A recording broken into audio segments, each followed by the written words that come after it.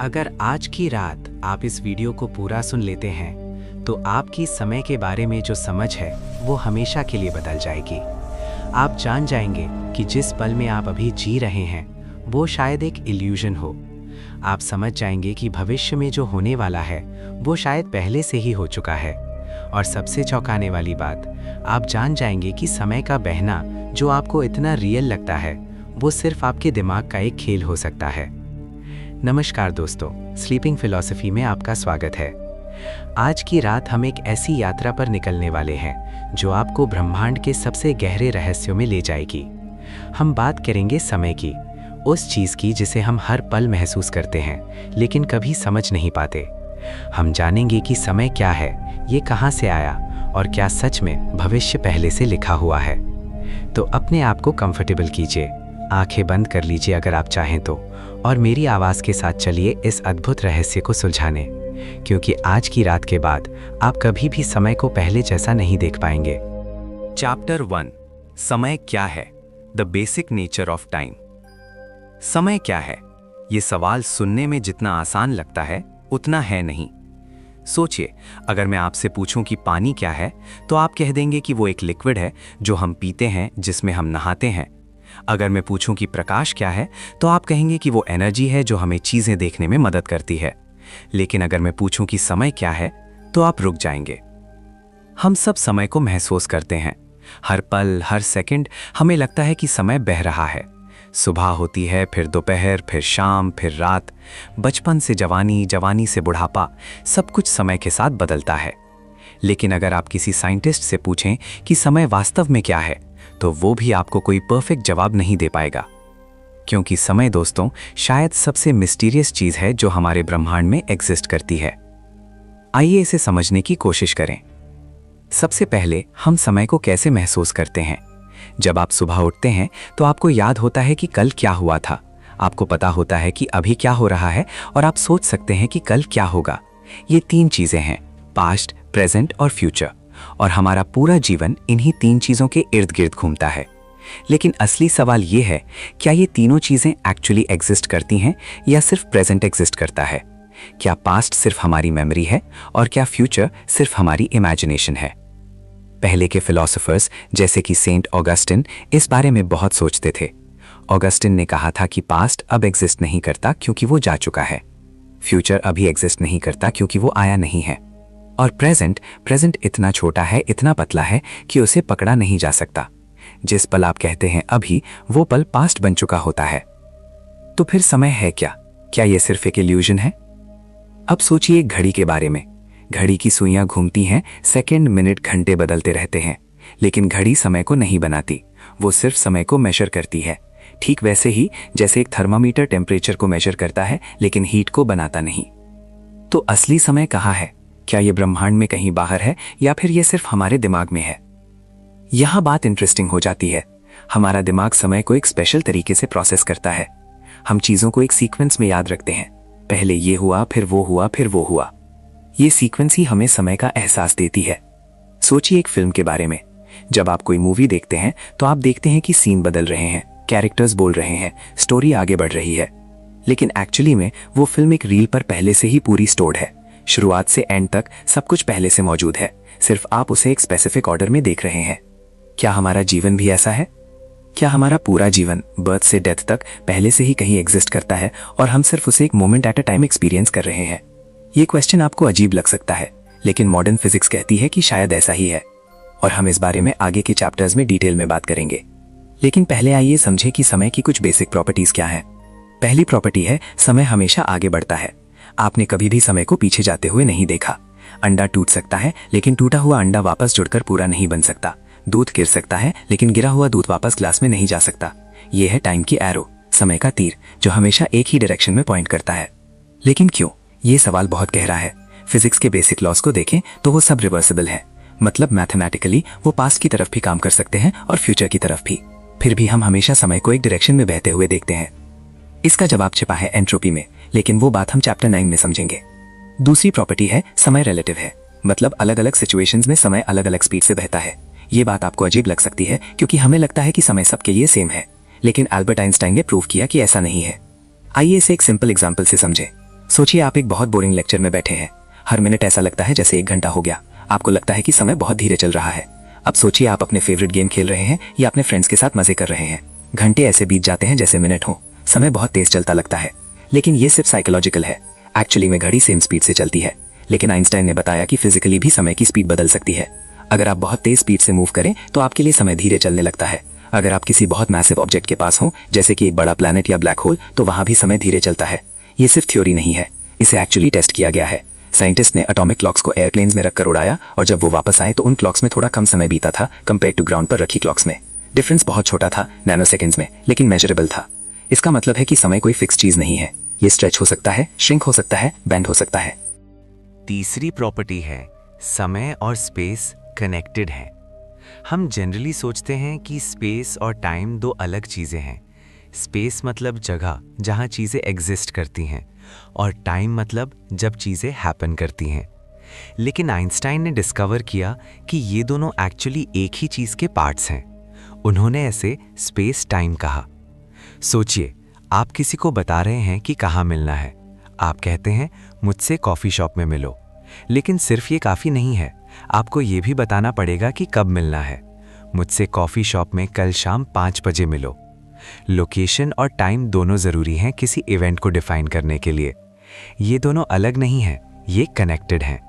हम space time के एक 4 डायमेंशनल फैब्रिक में रहते हैं, 3 डायमेंशन स्पेस की और 1 डायमेंशन टाइम की। और ये फैब्रिक बेंड हो सकता है, कर्व हो सकता है, वेव बना सकता है। लेकिन अब सवाल ये है, अगर समय रिलेटिव है, अगर ये बेंड हो सकता है, स्ट्रेच हो सकता है, तो क्या अभी का मतलब सबके लिए सेम है? जब आप कहते हैं अभी और मैं कहता हूं अभी, क्या हम दोनों सेम मोमेंट के बारे में बात कर रहे हैं?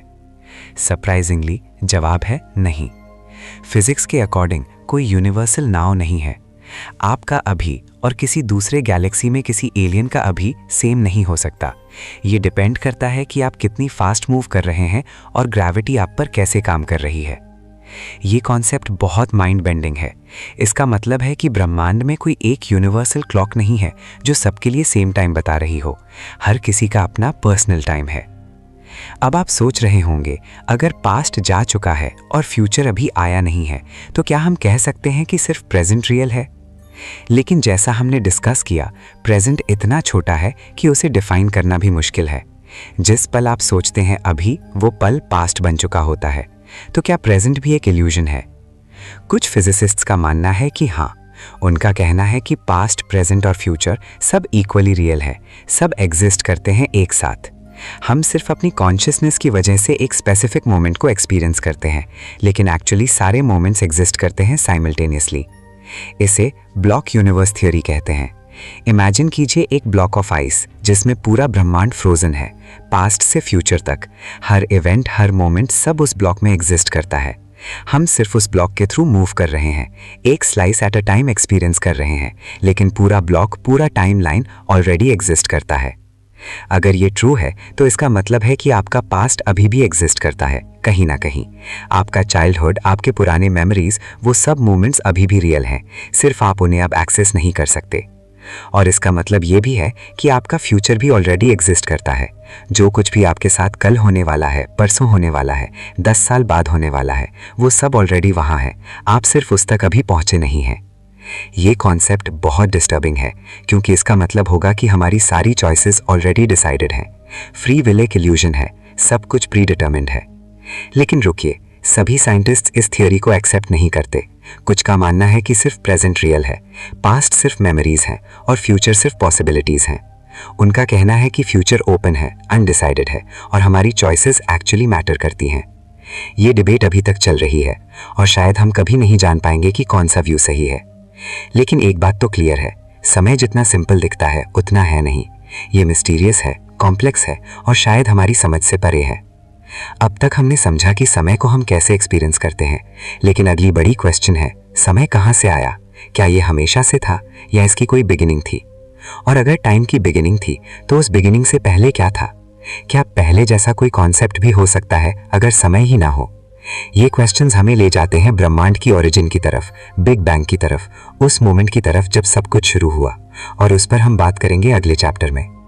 लेकिन इससे पहले कि हम आगे बढ़ें, मैं चाहता हूं कि आप एक मोमेंट के लिए रुकें और सोचें कि अभी इस पल में आप क्या महसूस कर रहे हैं। आपकी सांसें, आपके विचार, आपके आसपास की आवाजें। ये अभी का मोमेंट, ये प्रेजेंट, ये शायद सबसे मिस्टीरियस चीज है, क्योंकि ये एग्जिस्ट करता है फिर भी ये पकड़ में नहीं आता। ये रियल है फिर भी ये डिफाइन नहीं हो सकता। समय का ये पैराडॉक्स, ये मिस्ट्री, यही है जो हमें ह्यूमन बनाती है। हम पास्ट को याद करते हैं, प्रेजेंट में जीते हैं और फ्यूचर का सपना देखते हैं, और शायद यही सबसे खूबसूरत बात है। तो दोस्तों, चैप्टर 1 यहीं समाप्त होता है। हमने समझा कि समय क्या है, कैसे हम इसे एक्सपीरियंस करते हैं और क्यों ये इतना मिस्टीरियस है। अगले चैप्टर में हम जानेंगे कि समय की शुरुआत कैसे हुई और क्या टाइम से पहले भी कुछ था। अभी के लिए बस रिलैक्स कीजिए और सोचिए इन सवालों के बारे में, क्योंकि जितना आप समय के बारे में सोचेंगे उतना आप रियलाइज करेंगे कि आप कितना कम जानते हैं। चैप्टर 2, समय की शुरुआत। When did time begin? अब तक हमने समझा कि समय क्या है और हम इसे कैसे महसूस करते हैं, लेकिन अब हम एक और भी गहरे सवाल की तरफ बढ़ते हैं। एक ऐसा सवाल जो सदियों से मनुष्य को परेशान करता आया है। समय की शुरुआत कब हुई? क्या समय हमेशा से था या फिर कोई ऐसा क्षण था जब समय का जन्म हुआ? और सबसे अजीब सवाल, अगर समय की शुरुआत हुई तो उससे पहले क्या था? ये सवाल सुनने में भले ही आसान लगे, लेकिन जब आप इन पर गहराई से सोचते हैं तो आपका दिमाग घूमने लगता है, क्योंकि पहले शब्द का इस्तेमाल करने के लिए भी समय का होना जरूरी है। अगर समय ही नहीं था तो पहले का क्या मतलब? आइए इस रहस्य को सुलझाने की कोशिश करें। प्राचीन समय में अलग अलग सभ्यताओं के पास समय की शुरुआत के बारे में अलग अलग कहानियां थी। हिंदू धर्म में ब्रह्मा जी को सृष्टि का रचयिता माना जाता है। बाइबल में कहा गया है कि ईश्वर ने 7 दिनों में दुनिया बनाई। चीनी पौराणिक कथाओं में पानगु नाम के एक विशाल प्राणी ने अंडे से बाहर आकर आकाश और धरती को अलग किया। लेकिन विज्ञान क्या कहता है? आधुनिक विज्ञान के अनुसार समय की शुरुआत हुई थी एक विशाल धमाके के साथ। हम इसे बिग बैंग कहते हैं, लेकिन इसे सिर्फ एक धमाका समझना गलत होगा। ये कोई बम जैसा विस्फोट नहीं था जो किसी खाली जगह में हुआ, बल्कि ये था अंतरिक्ष और समय दोनों का जन्म। सोचिए इस बारे में। आज से लगभग 13 अरब 80 करोड़ साल पहले पूरा ब्रह्मांड एक बिंदु में सिमटा हुआ था। एक ऐसा बिंदु जो इतना छोटा था कि आप उसकी कल्पना भी नहीं कर सकते। उस बिंदु में सारा पदार्थ, सारी ऊर्जा, सारा अंतरिक्ष और सबसे महत्वपूर्ण सारा समय, सब कुछ एक साथ था। इस बिंदु को हम विलक्षणता कहते हैं, एक ऐसी अवस्था जहां भौतिकी के सारे नियम टूट जाते हैं। घनत्व अनंत होता है, तापमान अनंत होता है और अंतरिक्ष का आयतन शून्य होता है। और फिर अचानक बिग बैंग हुआ। लेकिन याद रखिए, ये कोई धमाका नहीं था जो किसी जगह पर हुआ, बल्कि ये था स्वयं जगह का विस्तार।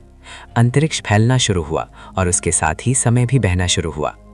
पहले 1 सेकंड के अंदर ब्रह्मांड अविश्वसनीय गति से फैला। इस दौर को हम महास्फीति कहते हैं। ब्रह्मांड का आकार एक परमाणु से छोटे आकार से बढ़कर एक फुटबॉल के आकार जितना हो गया, और ये सब हुआ 1 सेकंड के एक छोटे से हिस्से में। इस समय तापमान इतना ज्यादा था कि कोई भी परमाणु बन नहीं सकता था। सिर्फ ऊर्जा थी, विकिरण था और मूलभूत कण थे जो बन रहे थे और नष्ट हो रहे थे। धीरे धीरे जैसे जैसे ब्रह्मांड फैलता गया, तापमान कम होता गया। कुछ मिनटों के बाद पहले परमाणु के केंद्रक बनने लगे, हाइड्रोजन और हीलियम के, लेकिन अभी भी ये इतने गर्म थे कि इलेक्ट्रॉन इनके साथ जुड़ नहीं सकते थे। लगभग 3,80,000 साल बाद ब्रह्मांड इतना ठंडा हुआ कि पहले पूरे परमाणु बन सके। इलेक्ट्रॉन केंद्रकों के साथ जुड़े और पहली बार ब्रह्मांड में प्रकाश स्वतंत्र रूप से घूम सका। उस समय जो प्रकाश निकला वो आज भी हमारे चारों ओर मौजूद है। हम इसे लौकिक पृष्ठभूमि विकिरण कहते हैं। ये बिग बैंग का प्रत्यक्ष प्रमाण है। हम विशेष दूरबीनों से इस विकिरण को देख सकते हैं। ये पूरे ब्रह्मांड में फैला हुआ है और ये हमें बताता है कि बिग बैंग सच में हुआ था। लेकिन अब आते हैं असली सवाल पर, बिग बैंग से पहले क्या था? ये सवाल इतना सरल नहीं है जितना लगता है, क्योंकि पहले का मतलब ही होता है किसी समय में। लेकिन अगर समय की शुरुआत ही बिग बैंग के साथ हुई तो पहले जैसा कोई शब्द ही लागू नहीं होता। सोचिए ऐसे, अगर मैं आपसे पूछूं कि धरती के उत्तरी ध्रुव के उत्तर में क्या है, तो आप क्या जवाब देंगे? कोई जवाब नहीं है, क्योंकि उत्तरी ध्रुव के आगे उत्तर जाना संभव ही नहीं है। वो सबसे उत्तरी बिंदु है। उसी तरह बिग बैंग समय का सबसे शुरुआती बिंदु है। उसके पहले पहले जैसा कुछ नहीं था। महान वैज्ञानिक स्टीफन हॉकिंग ने इसे बहुत सुंदर तरीके से समझाया था। उन्होंने कहा था कि बिग बैंग से पहले क्या था, ये पूछना वैसा ही है जैसे पूछना कि दक्षिणी ध्रुव के दक्षिण में क्या है। सवाल ही निरर्थक है, क्योंकि वहां जाने का कोई मार्ग नहीं है। लेकिन कुछ वैज्ञानिकों का मानना है कि शायद बिग बैंग से पहले भी कुछ था। कुछ सिद्धांत कहते हैं कि हमारा ब्रह्मांड एक चक्र में है। एक बिग बैंग होता है, ब्रह्मांड फैलता है, फिर सिकुड़ता है, और फिर एक बिग क्रंच होता है जहां सब कुछ वापस एक बिंदु में सिमट जाता है। फिर से एक बिग बैंग होता है और ये चक्र हमेशा चलता रहता है। इस विचार को चक्रीय ब्रह्मांड कहते हैं। अगर ये सच है तो समय की कोई निरपेक्ष शुरुआत नहीं है, बस अनगिनत शुरुआतें हैं, एक के बाद एक। एक और सिद्धांत है बहुविश्व का सिद्धांत। इसके अनुसार हमारा ब्रह्मांड सिर्फ एक है अनगिनत ब्रह्मांडों में से। हर ब्रह्मांड का अपना बिग बैंग होता है, अपना समय होता है, अपने नियम होते हैं, और ये सभी ब्रह्मांड एक विशाल बहुविश्व में एक साथ मौजूद हैं। कुछ वैज्ञानिक तो ये भी मानते हैं कि हर पल, हर निर्णय पर ब्रह्मांड 2 शाखाओं में बढ़ जाता है। हर संभावना का अपना एक अलग ब्रह्मांड बन जाता है। इसे क्वांटम बहुविश्व कहते हैं। लेकिन ये सब सिद्धांत हैं, हमारे पास अभी तक कोई पक्का प्रमाण नहीं है। तो फिर हम क्या जानते हैं? निश्चित रूप से हम जानते हैं कि बिग बैंग हुआ था। हमारे पास इसके कई प्रमाण हैं। लौकिक पृष्ठभूमि विकिरण, ब्रह्मांड का विस्तार, तत्वों का वितरण, सब कुछ बिग बैंग के सिद्धांत को मजबूत करते हैं। हम जानते हैं कि उस क्षण से समय शुरू हुआ, घड़ी शुरू हुई, और उसके बाद से अब तक लगभग 13 अरब 80 करोड़ साल बीत चुके हैं। लेकिन ये भी सोचिए कितनी अद्भुत बात है। समय, जिसे हम इतना स्थायी मानते हैं, उसकी एक शुरुआत है, एक जन्मदिन है। समय हमेशा से नहीं था, ये बना था। और अगर समय बना था तो क्या ये खत्म भी हो सकता है? कुछ वैज्ञानिकों का मानना है कि हाँ, अगर ब्रह्मांड हमेशा फैलता रहा तो एक दिन सारे तारे बुझ जाएंगे, सारी ऊर्जा फैल जाएगी और ब्रह्मांड एक ठंडी अंधेरी खाली जगह बन जाएगी। इसे ऊष्मीय मृत्यु कहते हैं, और उस अवस्था में समय का कोई अर्थ नहीं रहेगा, क्योंकि कुछ भी नहीं बदलेगा।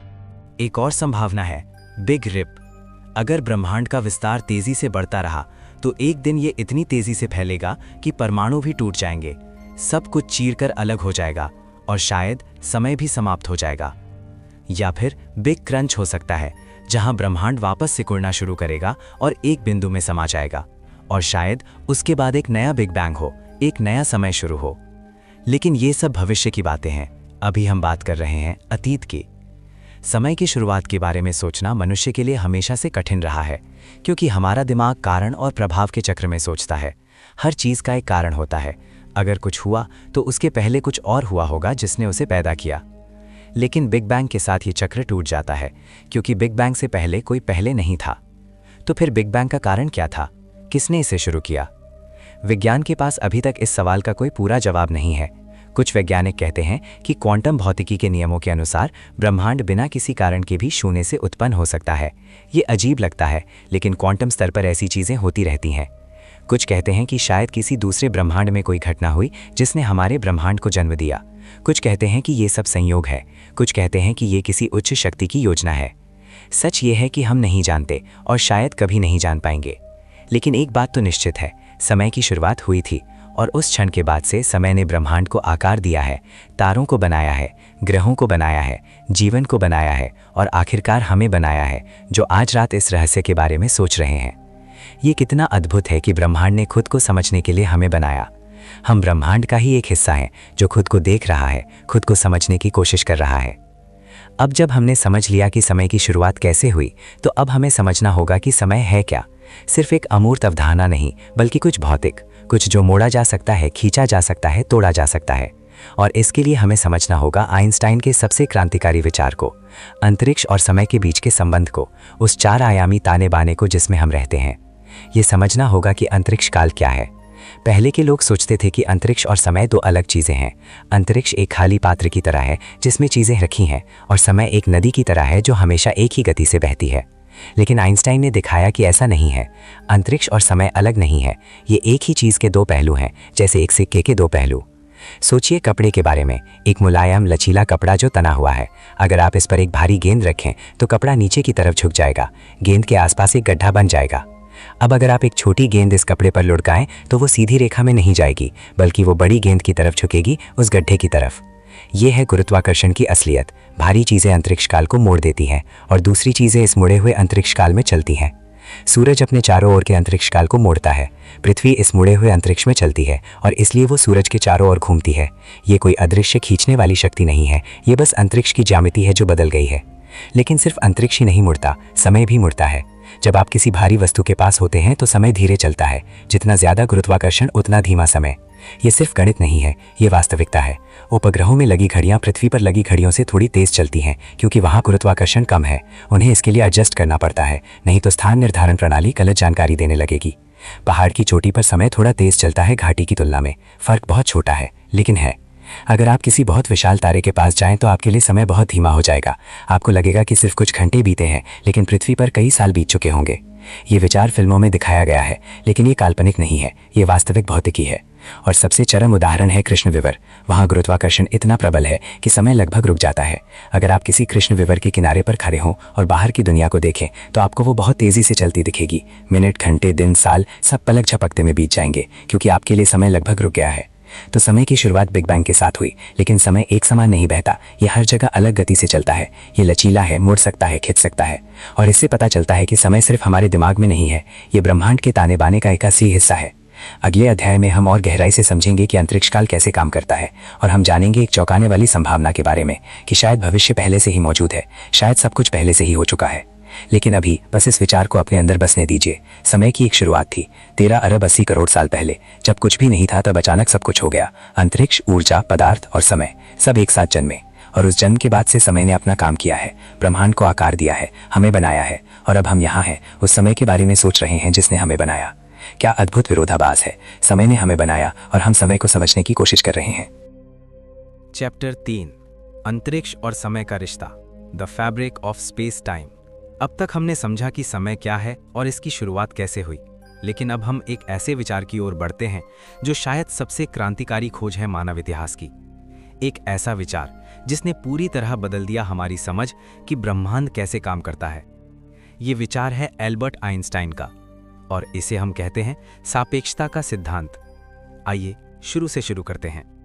सन 1905 में आइंस्टाइन एक युवा लिपिक थे जो स्विट्जरलैंड के एक पेटेंट कार्यालय में काम करते थे। उनके पास बहुत खाली समय था और वो इस समय का इस्तेमाल करते थे ब्रह्मांड के बारे में सोचने में। उन्होंने खुद से एक सवाल पूछा, अगर आप प्रकाश की किरण के साथ साथ उतनी ही गति से दौड़ें तो आपको क्या दिखेगा? ये सवाल सुनने में साधारण लगता है, लेकिन इसका जवाब खोजते खोजते आइंस्टाइन एक ऐसी सच्चाई पर पहुंच गए जिसने पूरी भौतिकी को बदल दिया। उन्होंने पाया कि प्रकाश की गति हमेशा एक जैसी रहती है। चाहे आप कितनी भी तेजी से चलें, प्रकाश आपसे हमेशा उसी गति से दूर जाएगा। ये असंभव लगता है, लेकिन यही सच है। सोचिए एक ट्रेन के बारे में। अगर आप एक तेज चलती ट्रेन में बैठे हैं और एक गेंद को आगे की तरफ फेंकते हैं तो बाहर खड़े व्यक्ति को वो गेंद बहुत तेज दिखेगी, क्योंकि गेंद की गति में ट्रेन की गति जुड़ जाएगी। लेकिन प्रकाश के साथ ऐसा नहीं होता। अगर आप एक तेज चलते अंतरिक्ष यान में बैठे हैं और एक टॉर्च चलाते हैं तो प्रकाश की किरण आपसे उसी गति से दूर जाएगी जैसे कि आप स्थिर खड़े होते, और बाहर से देखने वाले को भी वो प्रकाश उसी गति से दिखेगा। कैसे हो सकता है ये? इसका एक ही जवाब है, समय और दूरी बदलनी चाहिए। जब आप तेज गति से चलते हैं तो आपके लिए समय धीमा हो जाता है और दूरियां सिकुड़ जाती हैं। ये इतना होता है कि प्रकाश की गति हमेशा एक जैसी रहे। आइए इसे एक उदाहरण से समझते हैं। मान लीजिए आपकी एक जुड़वा बहन है। आप दोनों की उम्र 20 साल है। अब आप एक अंतरिक्षयान में बैठकर बहुत तेज गति से यात्रा करते हैं, प्रकाश की गति के करीब। आप 5 साल तक यात्रा करते हैं और फिर वापस पृथ्वी पर आते हैं। जब आप वापस आएंगे तो आपकी उम्र 25 साल होगी, लेकिन आपकी बहन की उम्र 50 साल होगी, क्योंकि आपके लिए सिर्फ 5 साल बीते, लेकिन पृथ्वी पर 30 साल बीत गए। ये कोई काल्पनिक बात नहीं है, ये वास्तविक भौतिकी है। इसे जुड़वा विरोधाभास कहते हैं, और ये साबित करता है कि समय सबके लिए एक जैसा नहीं बहता। आइंस्टाइन ने इसे विशेष सापेक्षता का सिद्धांत कहा, और इससे पता चला कि समय निरपेक्ष नहीं है, ये सापेक्ष है। ये निर्भर करता है कि आप कितनी तेजी से चल रहे हैं। लेकिन आइंस्टाइन यहीं नहीं रुके। उन्होंने सोचा, अगर गति समय को प्रभावित करती है तो क्या गुरुत्वाकर्षण भी समय को प्रभावित कर सकता है? और 10 साल की मेहनत के बाद सन 1915 में उन्होंने दिया सामान्य सापेक्षता का सिद्धांत, और ये शायद मानव बुद्धि की सबसे बड़ी उपलब्धि है। इस सिद्धांत में आइंस्टाइन ने कहा कि गुरुत्वाकर्षण कोई बल नहीं है, ये अंतरिक्ष और समय का मुड़ना है। सोचिए एक चादर के बारे में जो कसकर तनी हुई है। अगर आप इस पर एक गेंद रखें तो चादर नीचे की ओर झुक जाएगी, गेंद के चारों ओर एक गड्ढा बन जाएगा। अब अगर आप एक छोटा कंचा इस चादर पर लुढ़काएं तो वो सीधी रेखा में नहीं जाएगा, वो गेंद की तरफ मुड़ेगा, उस गड्ढे में गिरेगा। ठीक यही होता है अंतरिक्ष काल के साथ। सूरज अपने चारों ओर के अंतरिक्ष काल को मोड़ देता है। पृथ्वी इस मुड़े हुए अंतरिक्ष काल में चलती है और इसलिए वो सूरज के चारों ओर घूमती है। न्यूटन ने सोचा था कि सूरज पृथ्वी को एक अदृश्य बल से खींचता है, लेकिन आइंस्टाइन ने दिखाया कि ऐसा नहीं है। सूरज सिर्फ अंतरिक्ष को मोड़ता है और पृथ्वी उस मुड़े हुए अंतरिक्ष में अपना रास्ता बनाती है। लेकिन सिर्फ अंतरिक्ष ही नहीं मुड़ता, समय भी मुड़ता है। जब आप किसी भारी वस्तु के पास होते हैं तो आपके लिए समय धीमा हो जाता है। पृथ्वी अपने चारों ओर के समय को भी मोड़ती है, इसलिए पृथ्वी की सतह पर समय थोड़ा धीमा चलता है और ऊपर आकाश में थोड़ा तेज।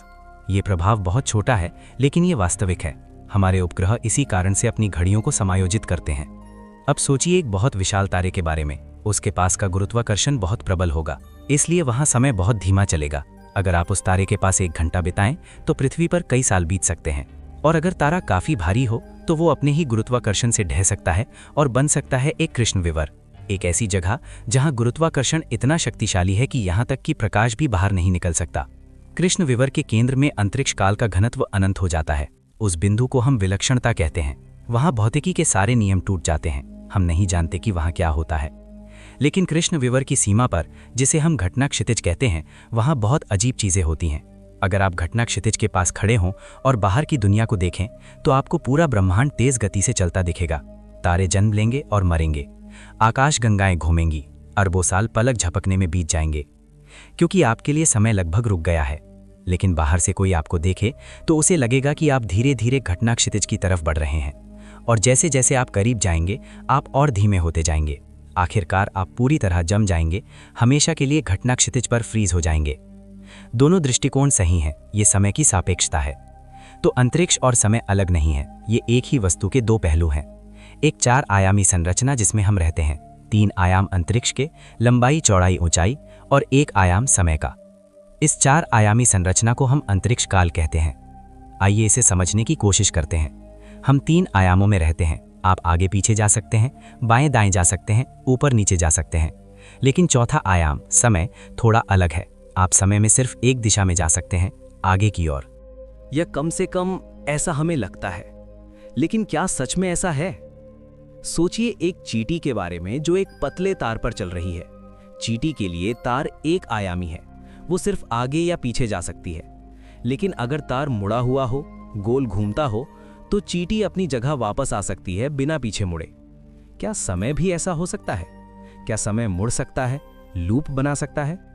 कुछ वैज्ञानिकों का मानना है कि हाँ, अगर अंतरिक्ष काल काफी मुड़ जाए तो शायद समय में पीछे जाना संभव हो। शायद आप अपने अतीत में लौट सकें। लेकिन इस पर हम बाद में बात करेंगे।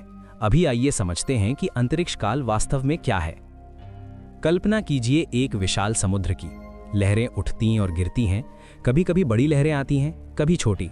समुद्र की सतह हमेशा गतिमान रहती है। अंतरिक्ष काल भी कुछ ऐसा ही है। ये एक लचीली गतिमान संरचना है। जब कोई भारी वस्तु चलती है तो ये अंतरिक्ष काल में लहरें पैदा करती है। इन लहरों को हम गुरुत्वीय तरंगे कहते हैं।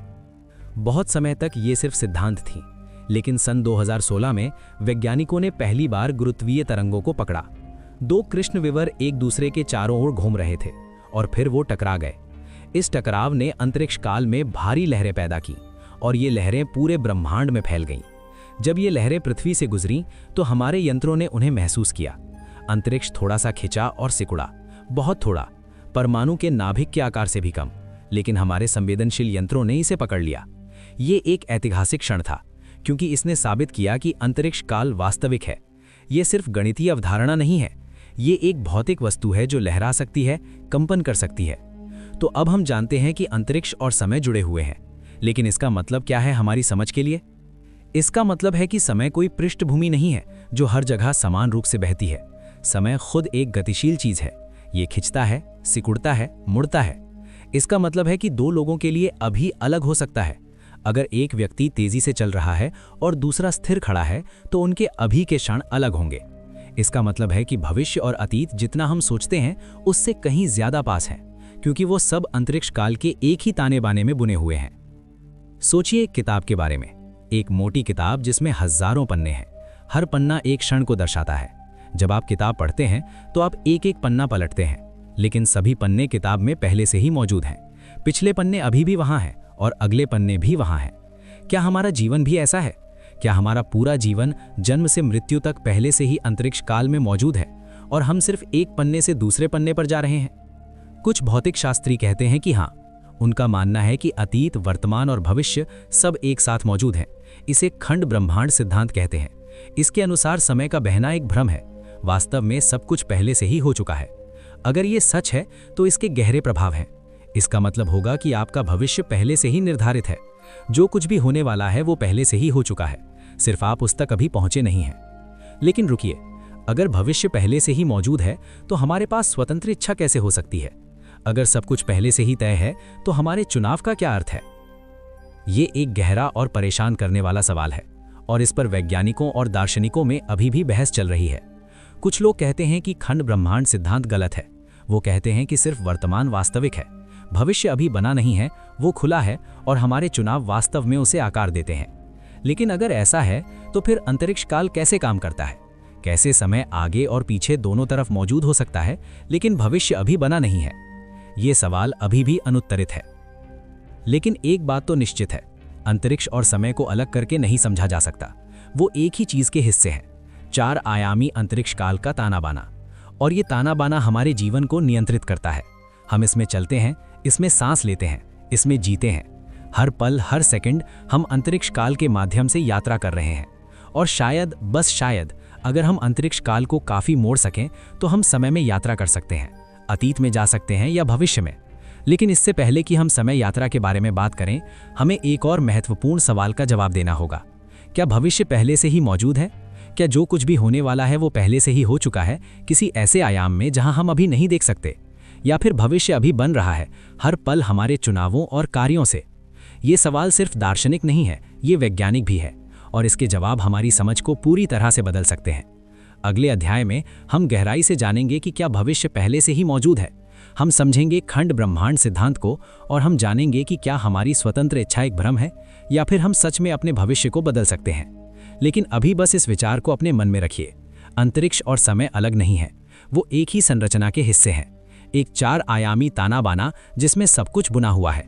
और ये ताना बाना लचीला है, ये मुड़ता है, खिंचता है, लहराता है। भारी वस्तुएं इसे गड्ढे में डाल देती हैं, तेज गति से खींच लेती है। और हम छोटे यात्री हैं जो इस विशाल ताने बाने के माध्यम से चल रहे हैं। हमारा रास्ता पहले से ही तय है या फिर हम इसे हर कदम पर बना रहे हैं, ये हम अभी नहीं जानते। लेकिन एक बात तो निश्चित है, हम जितना समझते हैं ब्रह्मांड उससे कहीं ज्यादा अजीब और अद्भुत है। और समय शायद सबसे रहस्यमय चीज है इस पूरे ब्रह्मांड में। चैप्टर 4, क्या भविष्य पहले से मौजूद है? Does the future already exist? अब हम उस सवाल पर आते हैं जो शायद सबसे ज्यादा परेशान करने वाला है। एक ऐसा सवाल जो आपकी नींद उड़ा सकता है। एक ऐसा सवाल जिसका जवाब अगर हाँ है तो हमारे जीवन का पूरा अर्थ बदल जाता है। क्या भविष्य पहले से ही मौजूद है? क्या जो कुछ भी आपके साथ कल होगा, परसों होगा, 10 साल बाद होगा, क्या वो सब पहले से ही कहीं लिखा हुआ है? क्या आपका पूरा जीवन शुरू से अंत तक पहले से ही मौजूद है किसी ऐसे आयाम में जहां आप अभी नहीं पहुंचे हैं? अगर ऐसा है तो हमारे चुनाव का क्या मतलब? अगर सब कुछ पहले से ही तय है तो क्या हम सच में स्वतंत्र हैं? आइए इस रहस्य को समझने की कोशिश करें। पहले हम समझें कि आमतौर पर लोग समय के बारे में कैसे सोचते हैं। ज्यादातर लोग मानते हैं कि अतीत हो चुका है, वर्तमान हो रहा है और भविष्य भी आना बाकी है। अतीत तय है, उसे बदला नहीं जा सकता, लेकिन भविष्य खुला है, वो अभी बना नहीं है। इस विचार को हम प्रस्तुतवाद कहते हैं।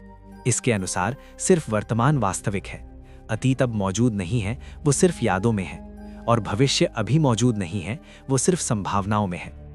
ये विचार हमें आरामदायक लगता है क्योंकि इसका मतलब है कि हमारे पास स्वतंत्र इच्छा है। हम अपने चुनाव बना सकते हैं और वो चुनाव भविष्य को आकार देते हैं। हम अपनी किस्मत के मालिक हैं। लेकिन आइंस्टाइन के सापेक्षता के सिद्धांत ने इस पूरे विचार को उलट दिया। याद कीजिए हमने पिछले अध्याय में क्या सीखा। समय सापेक्ष है, अलग अलग लोगों के लिए समय अलग अलग गति से बहता है। और सबसे महत्वपूर्ण बात, कोई सार्वभौमिक अभी नहीं है। आपका वर्तमान और किसी दूसरे व्यक्ति का वर्तमान अलग अलग हो सकते हैं। आइए इसे एक उदाहरण से समझते हैं। मान लीजिए आप पृथ्वी पर बैठे हैं और आपका दोस्त एक अंतरिक्ष यान में बहुत तेज गति से उड़ रहा है। आप दोनों अपनी घड़ी देखते हैं और कहते हैं अभी 10 बजे हैं। लेकिन आपका अभी और उसका अभी वास्तव में एक ही क्षण नहीं है। आपके लिए जो अभी है वो उसके लिए थोड़ा अतीत या भविष्य हो सकता है। फर्क बहुत छोटा होगा, लेकिन होगा। अब मान लीजिए कि कहीं दूर, लाखों प्रकाश वर्ष दूर, किसी दूसरी आकाशगंगा में एक ग्रह है। उस ग्रह पर कोई प्राणी रहता है। जब आप कहते हैं अभी, तो उस प्राणी के लिए अभी बिल्कुल अलग हो सकता है। अगर वो प्राणी आपकी तरफ तेजी से आ रहा है तो उसका अभी आपके भविष्य में हो सकता है, और अगर वो आपसे दूर जा रहा है तो उसका अभी आपके अतीत में हो सकता है। इसका क्या मतलब है? इसका मतलब है कि जिसे हम वर्तमान कहते हैं वो सबके लिए एक जैसा नहीं है। वर्तमान सापेक्ष है, और अगर वर्तमान सापेक्ष है तो इसका मतलब है कि अतीत और भविष्य भी सापेक्ष है। जो आपके लिए भविष्य है वो किसी और के लिए वर्तमान हो सकता है, और जो आपके लिए अतीत है वो किसी और के लिए भविष्य हो सकता है। सोचिए इस बारे में। अभी इस पल जब आप ये सुन रहे हैं, कहीं दूर किसी आकाशगंगा में किसी के लिए आपका कल का दिन अभी हो रहा है, और किसी और के लिए आपका कल का परसों का दिन अभी हो रहा है।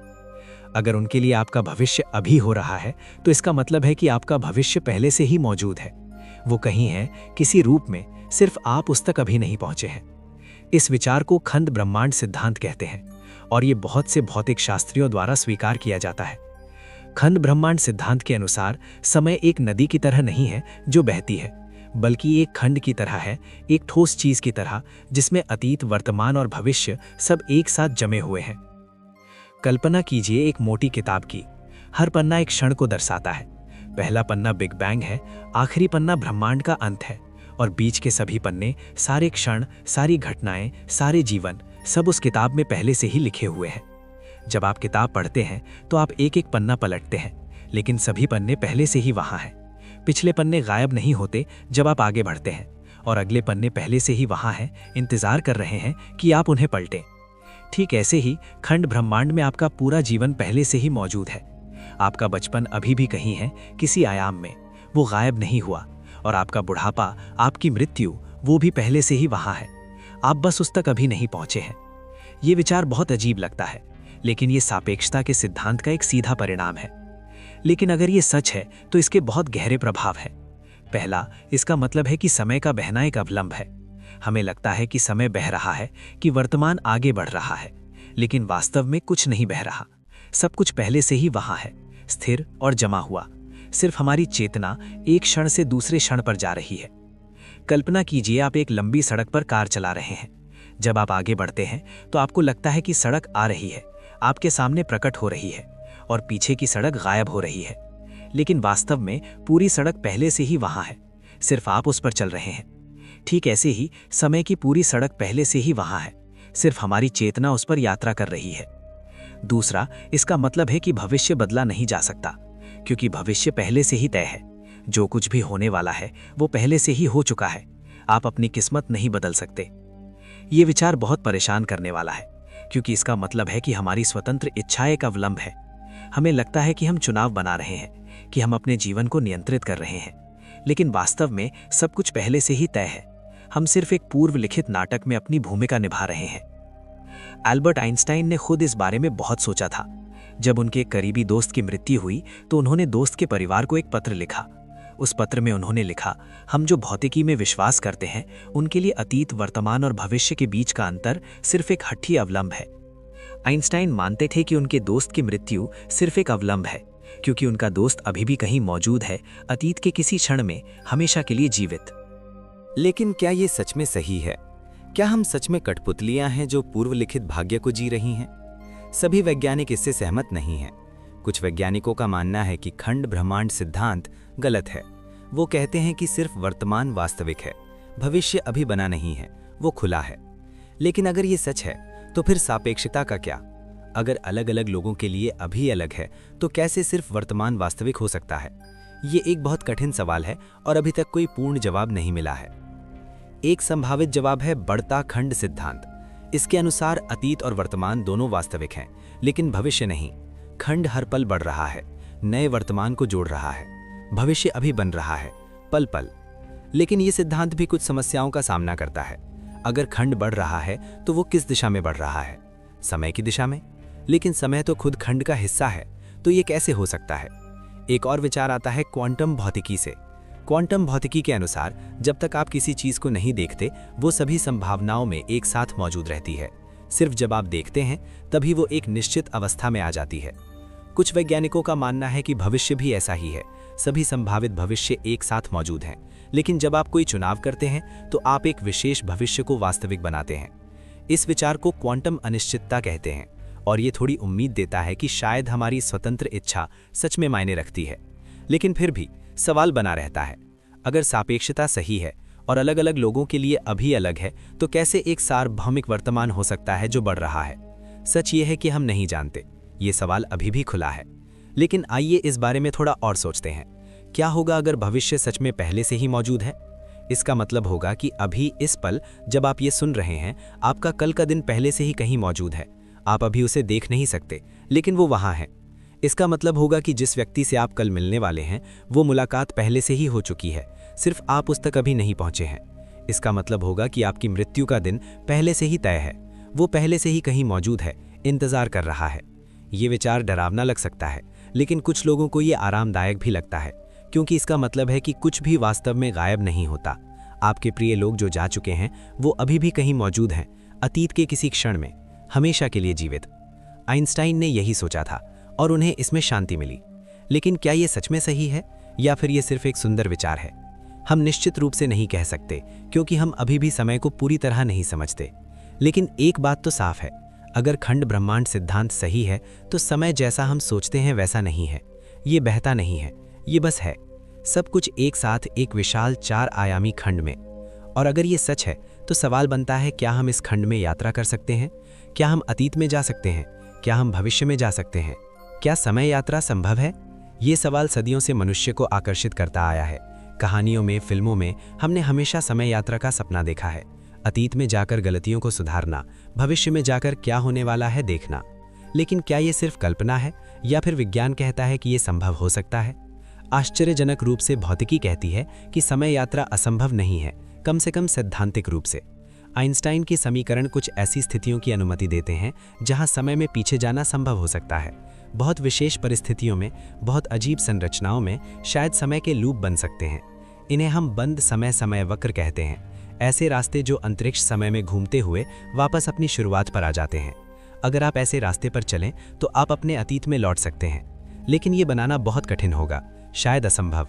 इसके लिए ऐसी चीज़ें चाहिए होंगी जो शायद मौजूद ही नहीं हैं, जैसे कि नकारात्मक द्रव्यमान या घूमते कृष्ण विवर। और फिर भी सैद्धांतिक रूप से ये संभव है। लेकिन अगर समय यात्रा संभव है, तो फिर विरोधाभास क्या होंगे? अगर आप अतीत में जाकर अपने दादा को मार दें, तो आप कैसे पैदा होंगे? और अगर आप पैदा नहीं हुए, तो आप अतीत में कैसे गए?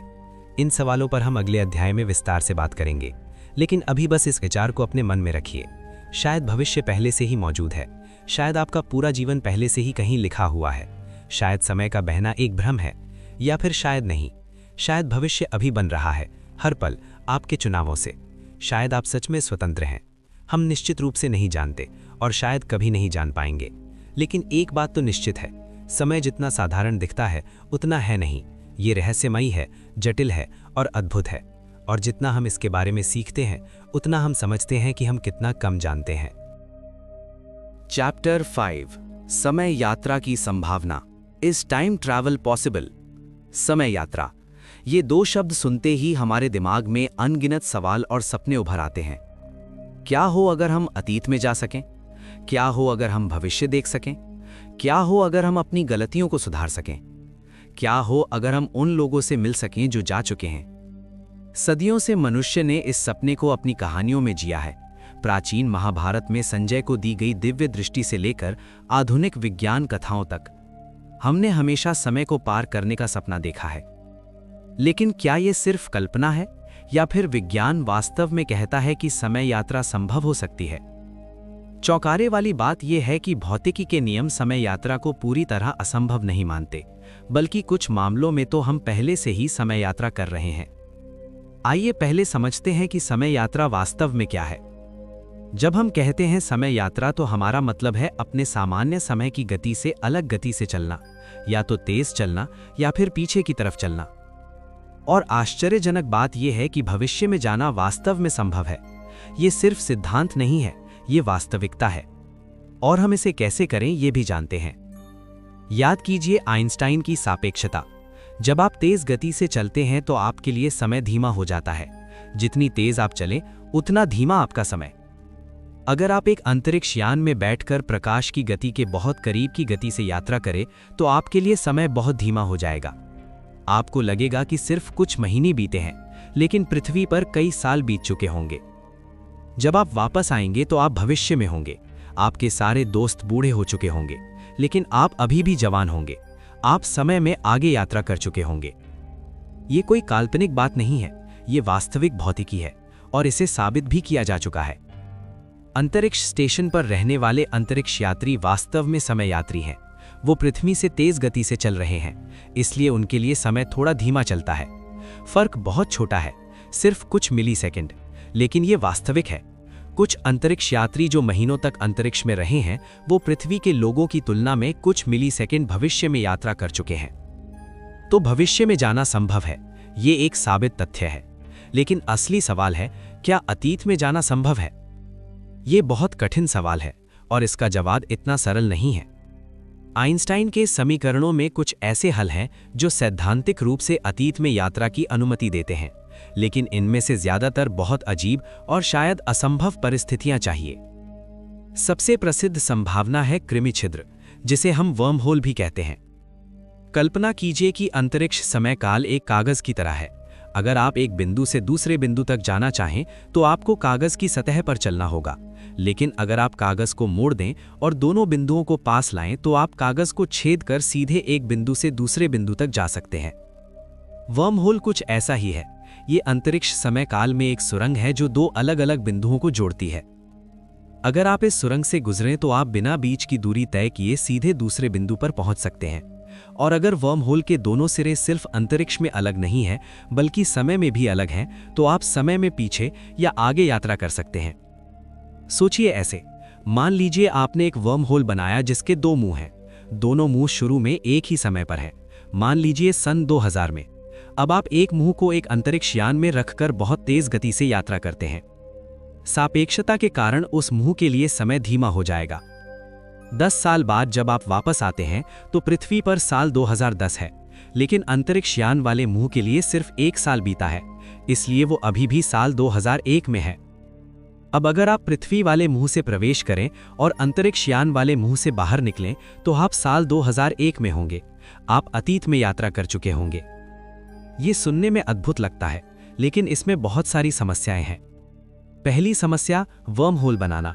हम नहीं जानते कि प्राकृतिक रूप से वर्म होल मौजूद हैं या नहीं, और अगर हम इन्हें कृत्रिम रूप से बनाना चाहें तो इसके लिए अविश्वसनीय मात्रा में ऊर्जा चाहिए, शायद एक पूरे तारे जितनी ऊर्जा। दूसरी समस्या, वर्म होल को खुला रखना। गणित कहती है कि वर्म होल बहुत अस्थिर होते हैं, वो तुरंत बंद हो जाते हैं। इन्हें खुला रखने के लिए एक विशेष प्रकार के पदार्थ की जरूरत होगी जिसे हम नकारात्मक ऊर्जा वाला पदार्थ कहते हैं, और हम नहीं जानते कि ऐसा पदार्थ मौजूद है या नहीं। तीसरी समस्या, और ये सबसे बड़ी समस्या है, विरोधाभास। अगर आप अतीत में जा सकते हैं तो आप अपने अतीत को बदल सकते हैं, और ये बहुत अजीब स्थितियां पैदा करता है। ये एक तार्किक चक्र है जिसका कोई समाधान नहीं है। ये विरोधाभास है। कुछ वैज्ञानिकों का मानना है कि ये विरोधाभास साबित करते हैं कि अतीत में यात्रा असंभव है। ब्रह्मांड किसी तरह विरोधाभासों को रोकता है। लेकिन कुछ अन्य वैज्ञानिकों ने दिलचस्प समाधान सुझाए हैं। एक समाधान है स्वसुसंगत इतिहास। इसके अनुसार आप अतीत में जा सकते हैं, लेकिन आप अतीत को नहीं बदल सकते। जो कुछ भी आप करेंगे वो पहले से ही हुआ था। ब्रह्मांड किसी तरह सुनिश्चित करता है कि कोई विरोधाभास नहीं हो। उदाहरण के लिए, अगर आप अतीत में जाएं और अपने दादा को मारने की कोशिश करें तो कुछ ना कुछ होगा जो आपको रोक देगा। आपकी बंदूक जैम हो जाएगी, या आप फिसल जाएंगे, या किसी तरह आप असफल हो जाएंगे, क्योंकि आप जानते हैं कि आपके दादा बच गए क्योंकि आप मौजूद हैं। ये विचार दिलचस्प है, लेकिन इससे एक अजीब सवाल उठता है। क्या इसका मतलब यह है कि आपके पास स्वतंत्र इच्छा नहीं है? क्या ब्रह्मांड आपको वो करने से रोक रहा है जो आप करना चाहते हैं? एक और समाधान है समानांतर ब्रह्मांड। इसके अनुसार जब आप अतीत में जाते हैं और कुछ बदलते हैं तो आप एक नया ब्रह्मांड बनाते हैं, एक समानांतर समय रेखा जहां चीजें अलग हैं। इस विचार में अगर आप अतीत में जाकर अपने दादा को मार दें तो आप एक नई समय रेखा बनाएंगे जहां आप पैदा नहीं हुए, लेकिन मूल समय रेखा जहां से आप आए हैं वो अभी भी मौजूद है, और उस समय रेखा में आप अभी भी मौजूद हैं। तो कोई विरोधाभास नहीं है, सिर्फ दो अलग अलग ब्रह्मांड हैं। ये विचार कुछ क्वांटम भौतिकी के सिद्धांतों से मेल खाता है, लेकिन हम नहीं जानते कि ये सच है या नहीं। अब आइए बात करें कुछ अन्य संभावित समय यात्रा के तरीकों की। एक विचार है घूमते कृष्ण विवर। कुछ कृष्ण विवर बहुत तेज गति से घूमते हैं। इनके चारों ओर का अंतरिक्ष काल इतना विकृत हो जाता है कि कुछ विशेष रास्ते बन सकते हैं जो समय में पीछे जाते हैं। इन्हें बंद समय संवक्र कहते हैं। लेकिन इन रास्तों पर चलना बेहद खतरनाक होगा, और हम नहीं जानते कि ऐसे रास्ते वास्तव में स्थिर हो सकते हैं या नहीं। एक और विचार आता है डॉक्टर रोनाल्ड मैलेट से, जो एक भौतिक शास्त्री हैं। उन्होंने प्रस्तावित किया कि प्रकाश की एक घूमती हुई किरण से भी अंतरिक्ष काल को इतना मोड़ा जा सकता है कि समय के लूप बन सकें। मैलेट का विचार बहुत रोचक है, लेकिन इसमें भी अविश्वसनीय मात्रा में ऊर्जा चाहिए और अधिकांश वैज्ञानिक संदेह करते हैं कि ये वास्तव में काम करेगा। एक महत्वपूर्ण बात जो सभी समय यात्रा के सिद्धांतों में समान है, आप सिर्फ उस बिंदु तक पीछे जा सकते हैं जब समय मशीन बनाई गई थी। आप उससे पहले नहीं जा सकते। सोचिए ऐसे, अगर आप वर्म होल का उपयोग करके समय यात्रा कर रहे हैं तो आप सिर्फ उस समय तक पीछे जा सकते हैं जब वर्म होल बनाया गया था, क्योंकि उससे पहले वर्म होल मौजूद ही नहीं था। इसका मतलब यह है कि भले ही भविष्य में मनुष्य समय मशीन बना लें, वो हमारे समय में नहीं आ सकते, क्योंकि हमारे समय में अभी समय मशीन नहीं है। ये एक दिलचस्प व्याख्या है कि हमने अभी तक भविष्य से आए समय यात्रियों को क्यों नहीं देखा, या फिर शायद हमने देखा है लेकिन हमें पता नहीं चला। शायद वो बहुत सावधानी से छिपे रहते हैं, या शायद समय यात्रा वास्तव में असंभव है और ब्रह्मांड के कुछ गहरे नियम इसे रोकते हैं। प्रसिद्ध वैज्ञानिक स्टीफन हॉकिंग ने एक बार मजाक में कहा था, समय यात्रा असंभव होने का सबसे अच्छा सबूत ये है कि हमारे पास भविष्य से आए पर्यटक नहीं हैं। लेकिन फिर भी भौतिकी के नियम समय यात्रा को पूरी तरह असंभव नहीं मानते, वो सिर्फ इसे बेहद कठिन मानते हैं। तो क्या कभी हम समय यात्रा कर पाएंगे? ईमानदारी से कहें तो हम नहीं जानते। हमारी तकनीक अभी उस स्तर से बहुत दूर है और हम अभी भी समय को पूरी तरह नहीं समझते। लेकिन एक बात तो निश्चित है, समय यात्रा कम से कम भविष्य की तरफ वास्तविक है। हर अंतरिक्ष यात्री, हर तेज चलने वाला व्यक्ति, हर वो व्यक्ति जो गुरुत्वाकर्षण के क्षेत्र में है, वो समय यात्रा कर रहा है। बहुत छोटे पैमाने पर, लेकिन कर रहा है। और शायद किसी दिन जब हमारी समझ और तकनीक काफी आगे बढ़ जाएगी तो हम वास्तव में महत्वपूर्ण दूरी तक समय यात्रा कर पाएंगे। शायद हम सदियों भविष्य में जा पाएंगे, और शायद, बस शायद, हम अतीत में भी लौट पाएंगे। लेकिन अगर हम ऐसा करते हैं तो हमें बहुत सावधान रहना होगा, क्योंकि समय के साथ खेलना खतरनाक हो सकता है। विरोधाभास बन सकते हैं, समय रेखाएं उलझ सकती हैं और हम नहीं जानते कि क्या परिणाम होंगे। शायद ये अच्छा है कि समय यात्रा इतनी कठिन है। शायद ब्रह्मांड जानता है कि हमें इतनी शक्ति नहीं देनी चाहिए, या फिर नहीं। शायद किसी दिन हम समझेंगे समय के सारे रहस्य और तब हम समय के स्वामी बन जाएंगे। लेकिन अभी हम सिर्फ यात्री हैं, समय की नदी में बहते हुए एक दिशा में आगे की तरफ। हम अतीत को याद कर सकते हैं, भविष्य का सपना देख सकते हैं, लेकिन हम सिर्फ वर्तमान में जी सकते हैं, और शायद यही सबसे अच्छा है। अगले अध्याय में हम बात करेंगे समय के लूप के बारे में, उन अजीब स्थितियों के बारे में जहां समय अपने आप में घूम जाता है, और हम जानेंगे उन विरोधाभासों के बारे में जो समय यात्रा के साथ आते हैं। चैप्टर 6, समय के लूप और विरोधाभास, टाइम लूप्स और पैराडॉक्सेस। कल्पना कीजिए कि आप सुबह उठते हैं और अखबार पढ़ते हैं। अखबार में एक खबर छपी है कि कल रात एक इमारत में आग लग गई। आप खबर पढ़कर चौंक जाते हैं, क्योंकि उस इमारत में आपका एक दोस्त रहता है। आप तुरंत उसे फोन करते हैं, लेकिन फोन नहीं लगता। चिंतित होकर आप उस इमारत की तरफ जाते हैं। जब आप वहां पहुंचते हैं तो आप देखते हैं कि इमारत में अभी आग नहीं लगी है। अखबार में तो लिखा था कि कल रात आग लगी थी, लेकिन अभी तो सब ठीक दिखता है। फिर आपको एहसास होता है अखबार की तारीख कल की है। आपको किसी तरह कल का अखबार मिल गया है। आपने भविष्य की खबर पढ़ ली है। अब आप सोचते हैं, अगर मुझे पता है कि आज रात आग लगने वाली है तो मैं इसे रोक सकता हूं। आप फायर विभाग को बुलाते हैं, इमारत खाली करवाते हैं, और उस रात आग नहीं लगती। लेकिन रुकिए, अगर आग नहीं लगी तो अखबार में वो खबर कैसे छपी? और अगर खबर नहीं छपी तो आपको कैसे पता चला कि आग लगने वाली है? और अगर आपको पता नहीं चला तो आपने इमारत क्यों खाली करवाई? ये है समय का विरोधाभास, एक ऐसी स्थिति जहां कारण और परिणाम एक अजीब चक्र में उलझ जाते हैं। एक ऐसी स्थिति जो तर्क को चुनौती देती है। समय यात्रा की संभावना के साथ ये विरोधाभास हमेशा आते हैं, और इन्हें समझना बहुत महत्वपूर्ण है, क्योंकि ये हमें बताते हैं कि समय वास्तव में कैसे काम करता है। आइए कुछ प्रसिद्ध समय विरोधाभासों को समझें। पहला और सबसे प्रसिद्ध है दादा विरोधाभास, जिसके बारे में हमने पिछले अध्याय में संक्षिप्त में बात की थी। आइए इसे अब और गहराई से समझते हैं। मान लीजिए आप एक समय मशीन बनाते हैं और सन 1940 में चले जाते हैं। वहां आप अपने दादा से मिलते हैं, जो उस समय 20 साल के युवक हैं। आपके पिता अभी पैदा नहीं हुए हैं। अब किसी कारणवश आप अपने दादा की मृत्यु का कारण बन जाते हैं। अगर आपके दादा की मृत्यु हो गई तो आपके पिता पैदा नहीं होंगे। अगर आपके पिता पैदा नहीं हुए तो आप भी पैदा नहीं होंगे। लेकिन अगर आप पैदा नहीं हुए तो आप अतीत में कैसे गए? और अगर आप अतीत में नहीं गए तो आपके दादा की मृत्यु कैसे हुई? तो फिर आपके पिता पैदा हुए और आप भी पैदा हुए, और फिर आप अतीत में गए। ये एक अंतहीन चक्र है जिसका कोई समाधान नहीं दिखता। इस विरोधाभास के कई संभावित समाधान सुझाए गए हैं। पहला समाधान है कि समय यात्रा असंभव है। ब्रह्मांड के कुछ मौलिक नियम हैं जो विरोधाभासों को रोकते हैं। भले ही भौतिकी के समीकरण समय यात्रा की अनुमति देते हों, लेकिन वास्तविकता में ये हो नहीं सकता। कुछ वैज्ञानिकों का मानना है कि जैसे ही कोई समय का लूप बनने वाला होता है, ब्रह्मांड में कुछ ऐसा होता है जो उसे तोड़ देता है।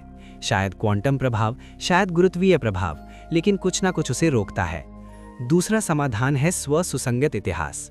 इस विचार में आप अतीत में जा सकते हैं, लेकिन आप कुछ भी ऐसा नहीं कर सकते जो विरोधाभास पैदा करे। ब्रह्मांड किसी तरह सुनिश्चित करता है कि जो कुछ भी हुआ है वो वैसा ही रहे। इस विचार में अगर आप अतीत में जाएं और अपनी दादा को मारने की कोशिश करें तो आप असफल हो जाएंगे। हर बार किसी न किसी कारण से आपकी बंदूक जाम हो जाएगी, या कोई आपको रोक देगा, या आप फिसल जाएंगे, क्योंकि आप जानते हैं कि आपके दादा बचे रहे, क्योंकि आप मौजूद हैं। लेकिन इसका मतलब क्या है? क्या इसका मतलब है कि आपके पास स्वतंत्र इच्छा नहीं है? क्या ब्रह्मांड आपकी इच्छा के विरुद्ध आपको रोक रहा है? तीसरा समाधान है समानांतर ब्रह्मांड सिद्धांत। इसके अनुसार जब आप अतीत में जाते हैं और कुछ बदलते हैं तो आप एक नई समय रेखा बनाते हैं, एक समानांतर ब्रह्मांड जहां चीजें अलग हैं। इस विचार में जब आप अतीत में जाकर अपने दादा को मारते हैं तो आप एक नया ब्रह्मांड बनाते हैं जहां आपके दादा मर गए और आप पैदा नहीं हुए, लेकिन मूल ब्रह्मांड जहां से आप आए हैं वो अभी भी मौजूद है, और उस ब्रह्मांड में आपके दादा जिंदा हैं और आप मौजूद हैं।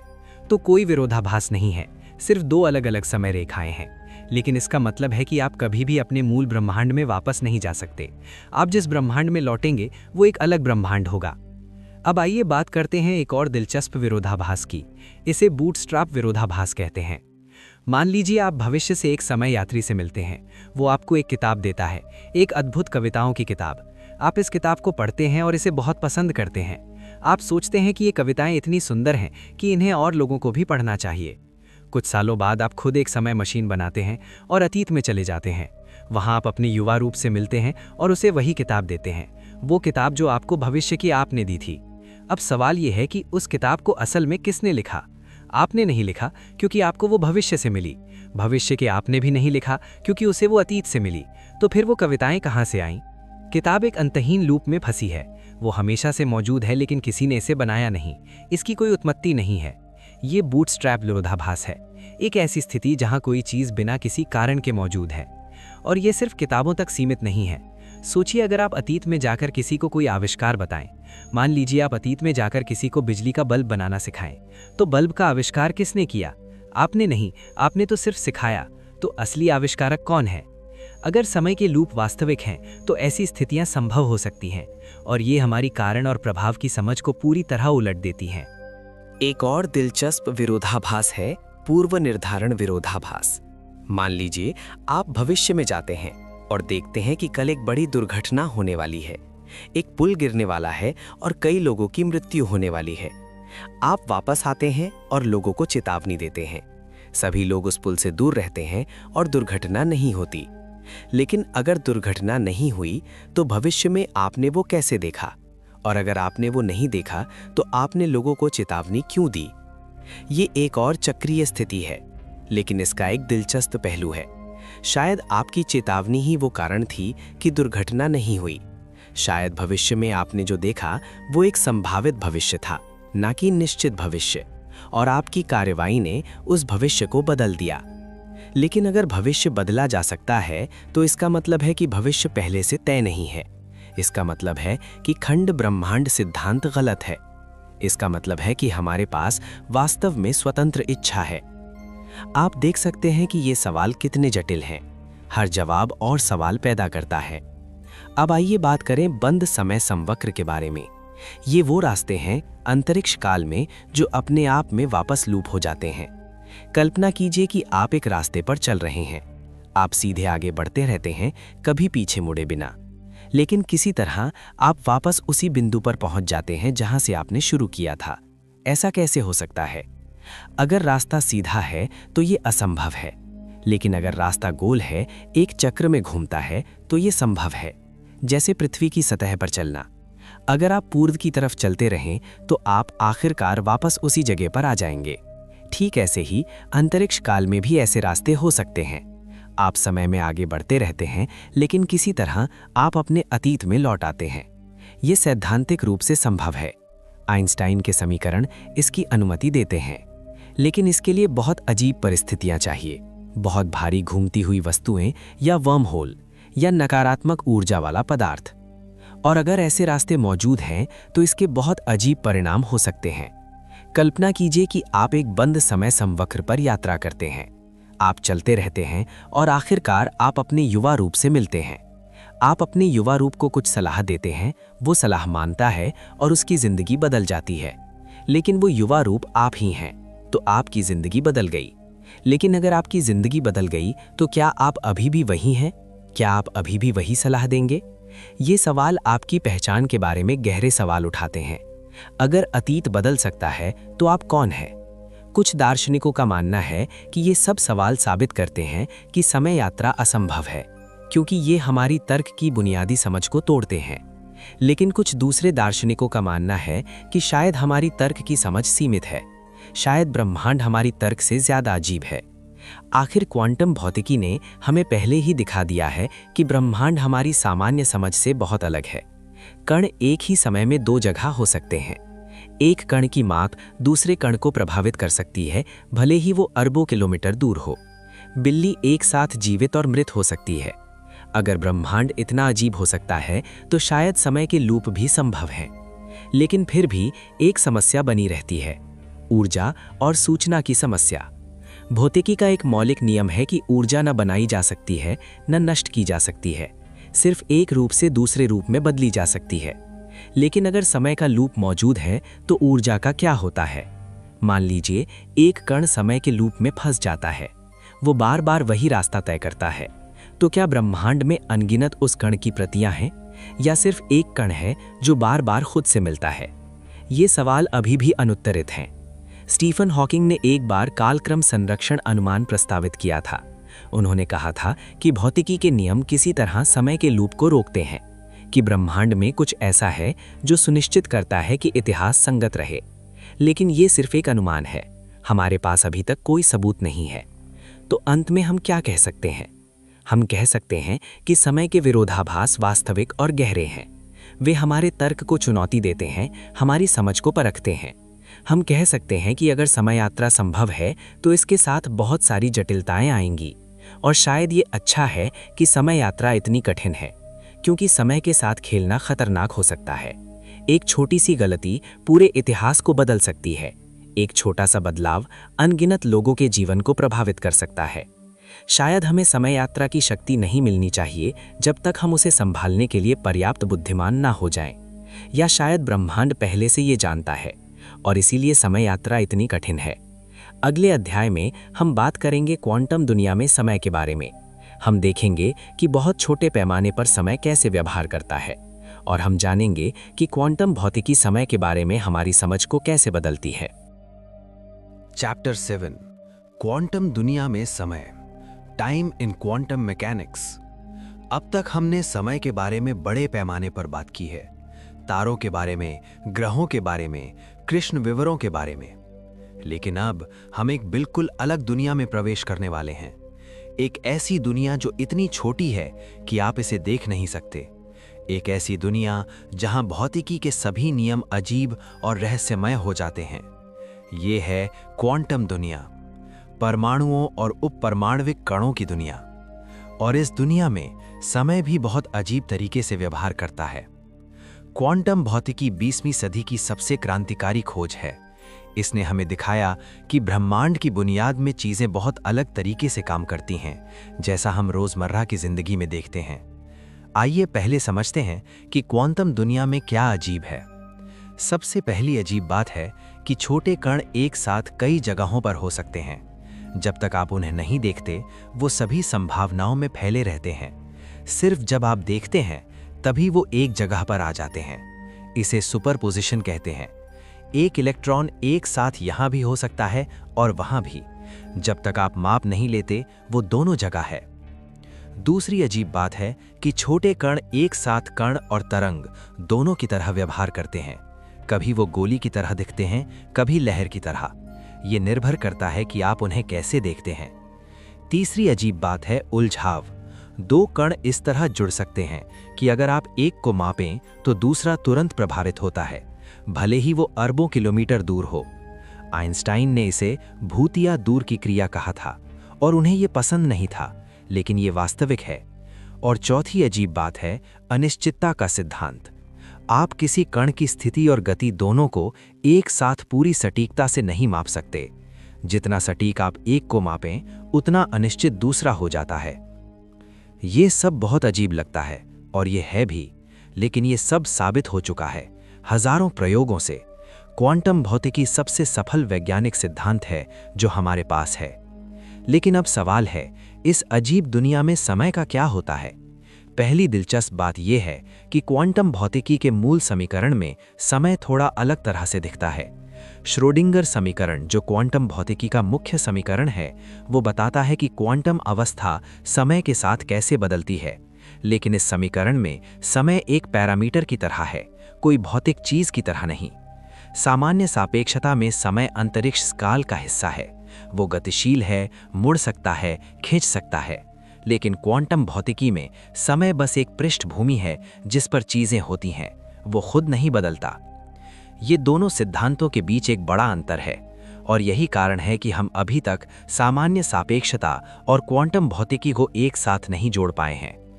लेकिन क्वांटम दुनिया में समय के बारे में कुछ और भी अजीब बातें हैं। एक है विलंबित चुनाव प्रयोग। ये एक प्रसिद्ध प्रयोग है जो दिखाता है कि भविष्य में आपकी पसंद अतीत को प्रभावित कर सकती है। आइए इसे समझते हैं। मान लीजिए आप एक फोटॉन, प्रकाश का एक कण छोड़ते हैं। ये फोटॉन दो रास्तों से गुजर सकता है। अब सवाल है, ये दोनों रास्तों से एक साथ गुजरेगा या सिर्फ एक रास्ते से? क्वांटम भौतिकी कहती है कि जब तक आप माप नहीं लेते, फोटॉन दोनों रास्तों से एक साथ गुजरता है। लेकिन जब आप माप लेते हैं तो वो सिर्फ एक रास्ते से गुजरा हुआ दिखता है। अब अजीब बात, मान लीजिए फोटॉन पहले ही दोनों रास्तों से गुजर चुका है, लेकिन अभी आपने माप नहीं ली है। अब आप फैसला करते हैं कि आप किस तरह की माप लेंगे, और आपका ये फैसला निर्धारित करता है कि फोटॉन दोनों रास्तों से गुजरा या सिर्फ एक से। लेकिन फोटॉन तो पहले ही गुजर चुका है, तो आपका अभी का फैसला कैसे अतीत में फोटॉन के व्यवहार को बदल सकता है? ये बहुत अजीब लगता है, लेकिन प्रयोग बार बार दिखाते हैं कि ऐसा ही होता है। कुछ वैज्ञानिकों का मानना है कि इसका मतलब है कि क्वांटम स्तर पर भविष्य अतीत को प्रभावित कर सकता है। समय का तीर इतना स्पष्ट नहीं है जितना हम सोचते हैं, लेकिन ये व्याख्या विवादास्पद है। कुछ दूसरे वैज्ञानिकों का मानना है कि ये सिर्फ दिखता है कि भविष्य अतीत को प्रभावित कर रहा है, लेकिन वास्तव में कुछ और हो रहा है। एक और दिलचस्प विचार आता है क्वांटम उलझाव से। याद कीजिए, दो कण इस तरह उलझ सकते हैं कि एक को मापने से दूसरा तुरंत प्रभावित होता है, चाहे वो कितना भी दूर हो। कुछ वैज्ञानिकों ने सुझाव दिया है कि शायद कण समय में भी उलझे हो सकते हैं। शायद एक कण अभी की अपनी अवस्था से उलझा हो सकता है अपनी भविष्य या अतीत की अवस्था से। अगर ये सच है तो इसका मतलब होगा कि समय में कुछ प्रकार का संबंध है। अतीत, वर्तमान और भविष्य अलग नहीं है बल्कि जुड़े हुए हैं। लेकिन ये अभी सिर्फ अनुमान है, हमारे पास अभी तक कोई पक्का सबूत नहीं है। अब आइए बात करते हैं क्वांटम सुपरपोजिशन और समय के बारे में। याद कीजिए, क्वांटम कण एक साथ कई अवस्थाओं में हो सकते हैं। जब तक आप माप नहीं लेते, वो सभी संभावनाओं में फैले रहते हैं। तो क्या समय भी सुपरपोजिशन में हो सकता है? कुछ वैज्ञानिकों ने सुझाव दिया है कि शायद क्वांटम स्तर पर घटनाएं एक साथ कई समयों पर हो सकती हैं। एक कण एक साथ कल, आज और कल भी मौजूद हो सकता है। ये विचार बहुत अजीब है, लेकिन कुछ प्रयोग इसका समर्थन करते दिखते हैं। कुछ प्रयोगों में ऐसा लगता है कि घटनाओं का कोई निश्चित क्रम नहीं है। घटना ए घटना बी से पहले हो सकती है, या बी ए से पहले, या दोनों एक साथ। जब तक आप माप नहीं लेते, सभी क्रम संभव हैं। अगर ये सच है तो इसका मतलब होगा कि क्वांटम स्तर पर समय का तीर बहुत स्पष्ट नहीं है। चीजें किसी भी क्रम में हो सकती हैं। लेकिन फिर सवाल है, अगर क्वांटम स्तर पर समय इतना अस्पष्ट है, तो हमारी रोजमर्रा की दुनिया में समय इतना स्पष्ट क्यों दिखता है? इसका जवाब शायद छिपा है विसंगति में। जब छोटी क्वांटम प्रणालियां बड़े पर्यावरण से मिलती हैं, तो उनका क्वांटम व्यवहार नष्ट हो जाता है, सुपरपोजिशन गायब हो जाता है, चीजें एक निश्चित अवस्था में आ जाती हैं। शायद समय के साथ भी ऐसा ही होता है।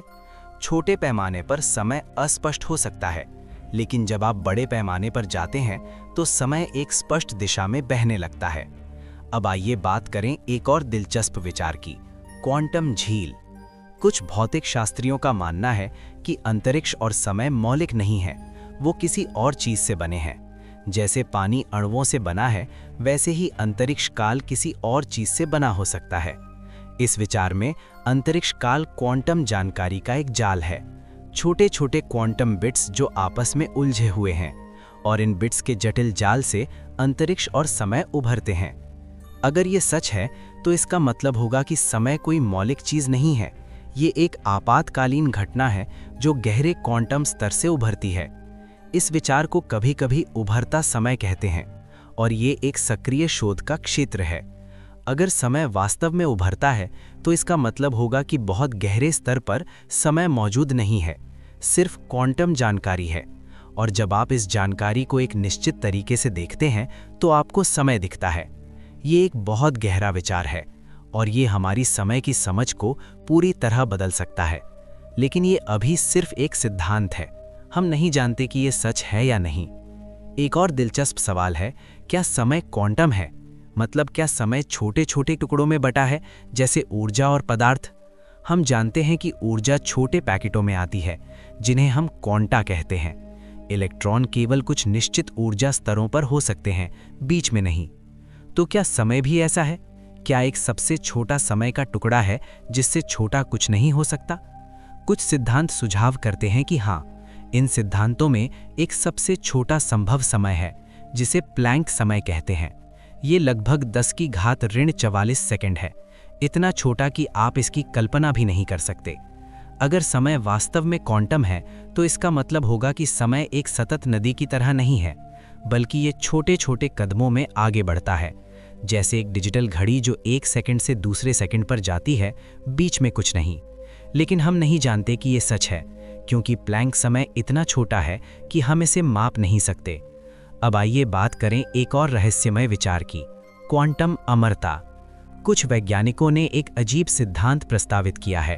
उनका कहना है कि क्वांटम सुपरपोजिशन के कारण आप कभी भी अपनी खुद की मृत्यु का अनुभव नहीं कर सकते।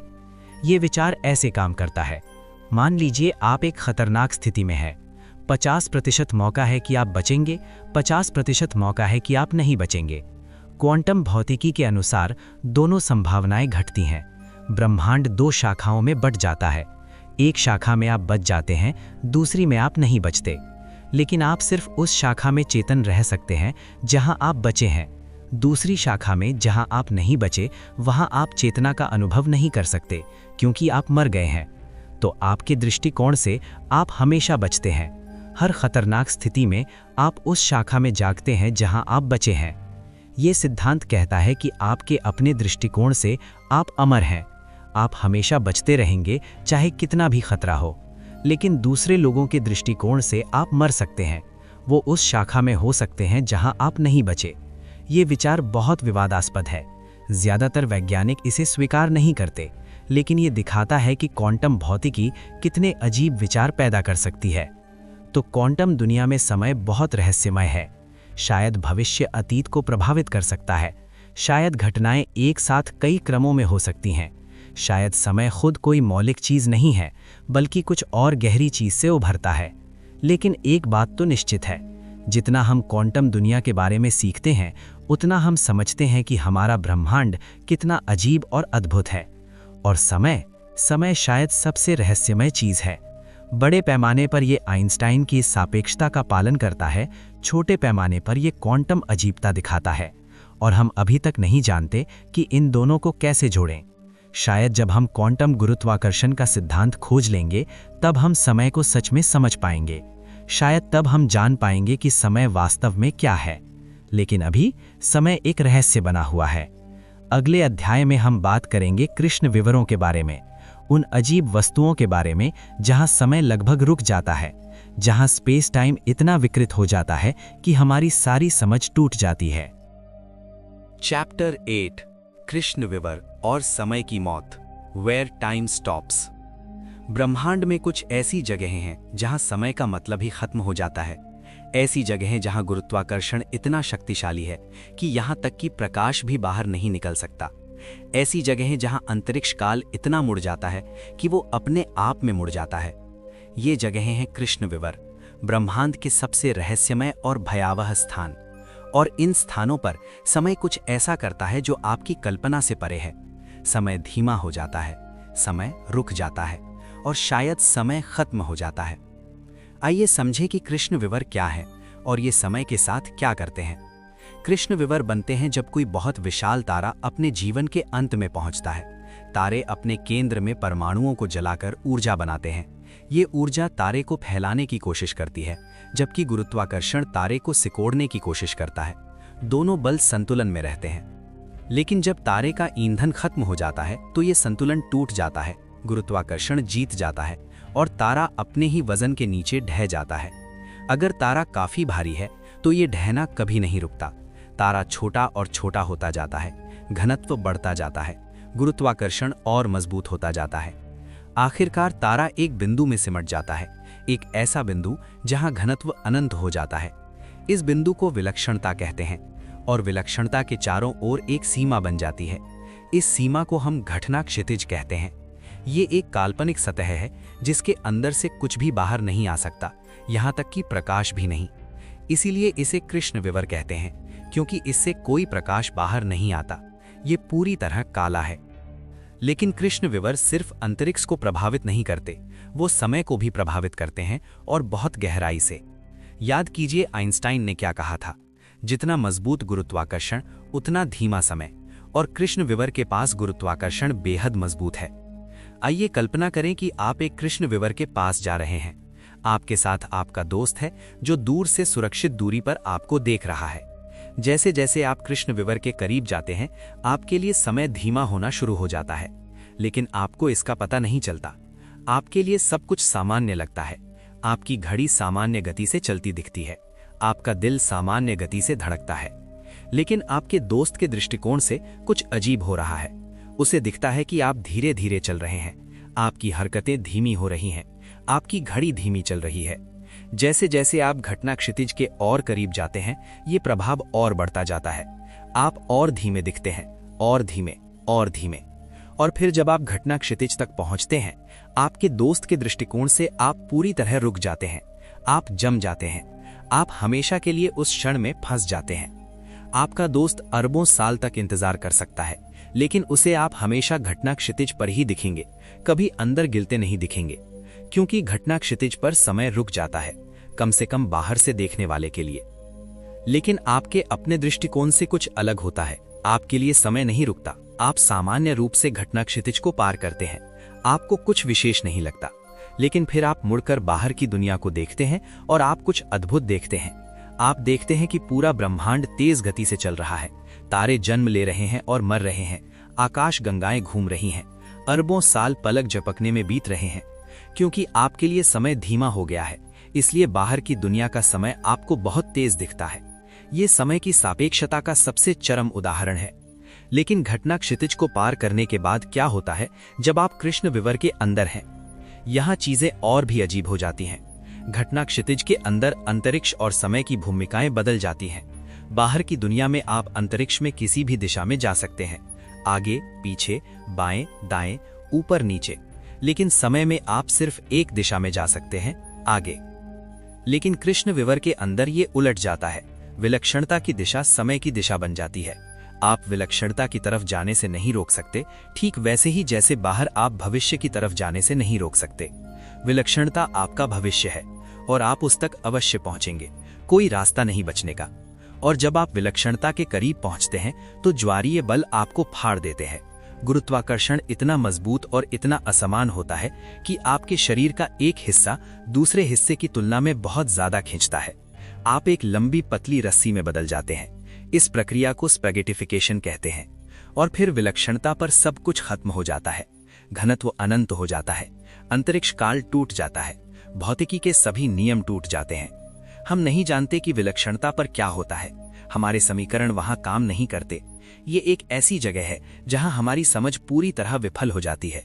शायद समय वहां समाप्त हो जाता है, शायद अंतरिक्ष काल का अस्तित्व ही खत्म हो जाता है, या शायद कुछ और होता है जिसकी हम कल्पना भी नहीं कर सकते। लेकिन कृष्ण विवर सिर्फ समय को रोकते नहीं हैं, वो समय को मोड़ते भी हैं। और कुछ विशेष प्रकार के कृष्ण विवरों में शायद समय यात्रा संभव हो। ज्यादातर कृष्ण विवर घूमते नहीं हैं, लेकिन कुछ बहुत तेजी से घूमते हैं। इन्हें केर कृष्ण विवर कहते हैं और इनमें कुछ बहुत अजीब गुण होते हैं।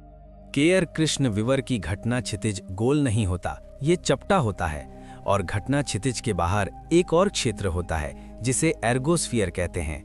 इस क्षेत्र में अंतरिक्ष काल इतना मुड़ा होता है कि आपको कृष्ण विवर के घूर्णन के साथ घूमना पड़ता है, आप स्थिर नहीं रह सकते। और केयर कृष्ण विवर के अंदर अंतरिक्ष काल की संरचना इतनी विकृत हो जाती है कि शायद बंद समय समवक्र बन सकते हैं, ऐसे रास्ते जो अपने आप में लूप हो जाते हैं। अगर आप इन रास्तों पर चलें तो आप अपने अतीत में लौट सकते हैं, लेकिन ये सब सैद्धांतिक हैं। हम नहीं जानते कि ये वास्तव में संभव है या नहीं, और भले ही संभव हो, विलक्षणता के करीब जाना आत्मघाती होगा। कुछ वैज्ञानिकों ने सुझाव दिया है कि शायद केयर कृष्ण विवर के अंदर एक और ब्रह्मांड का प्रवेश द्वार हो सकता है। शायद अगर आप विलक्षणता से बच जाएं तो आप दूसरे ब्रह्मांड में निकल सकते हैं, लेकिन ये सब अटकलें हैं, हमारे पास कोई सबूत नहीं है। अब आइए बात करें कृष्ण विवर के एक और रहस्य की, जानकारी का विरोधाभास। भौतिकी का एक मौलिक नियम है कि जानकारी नष्ट नहीं हो सकती।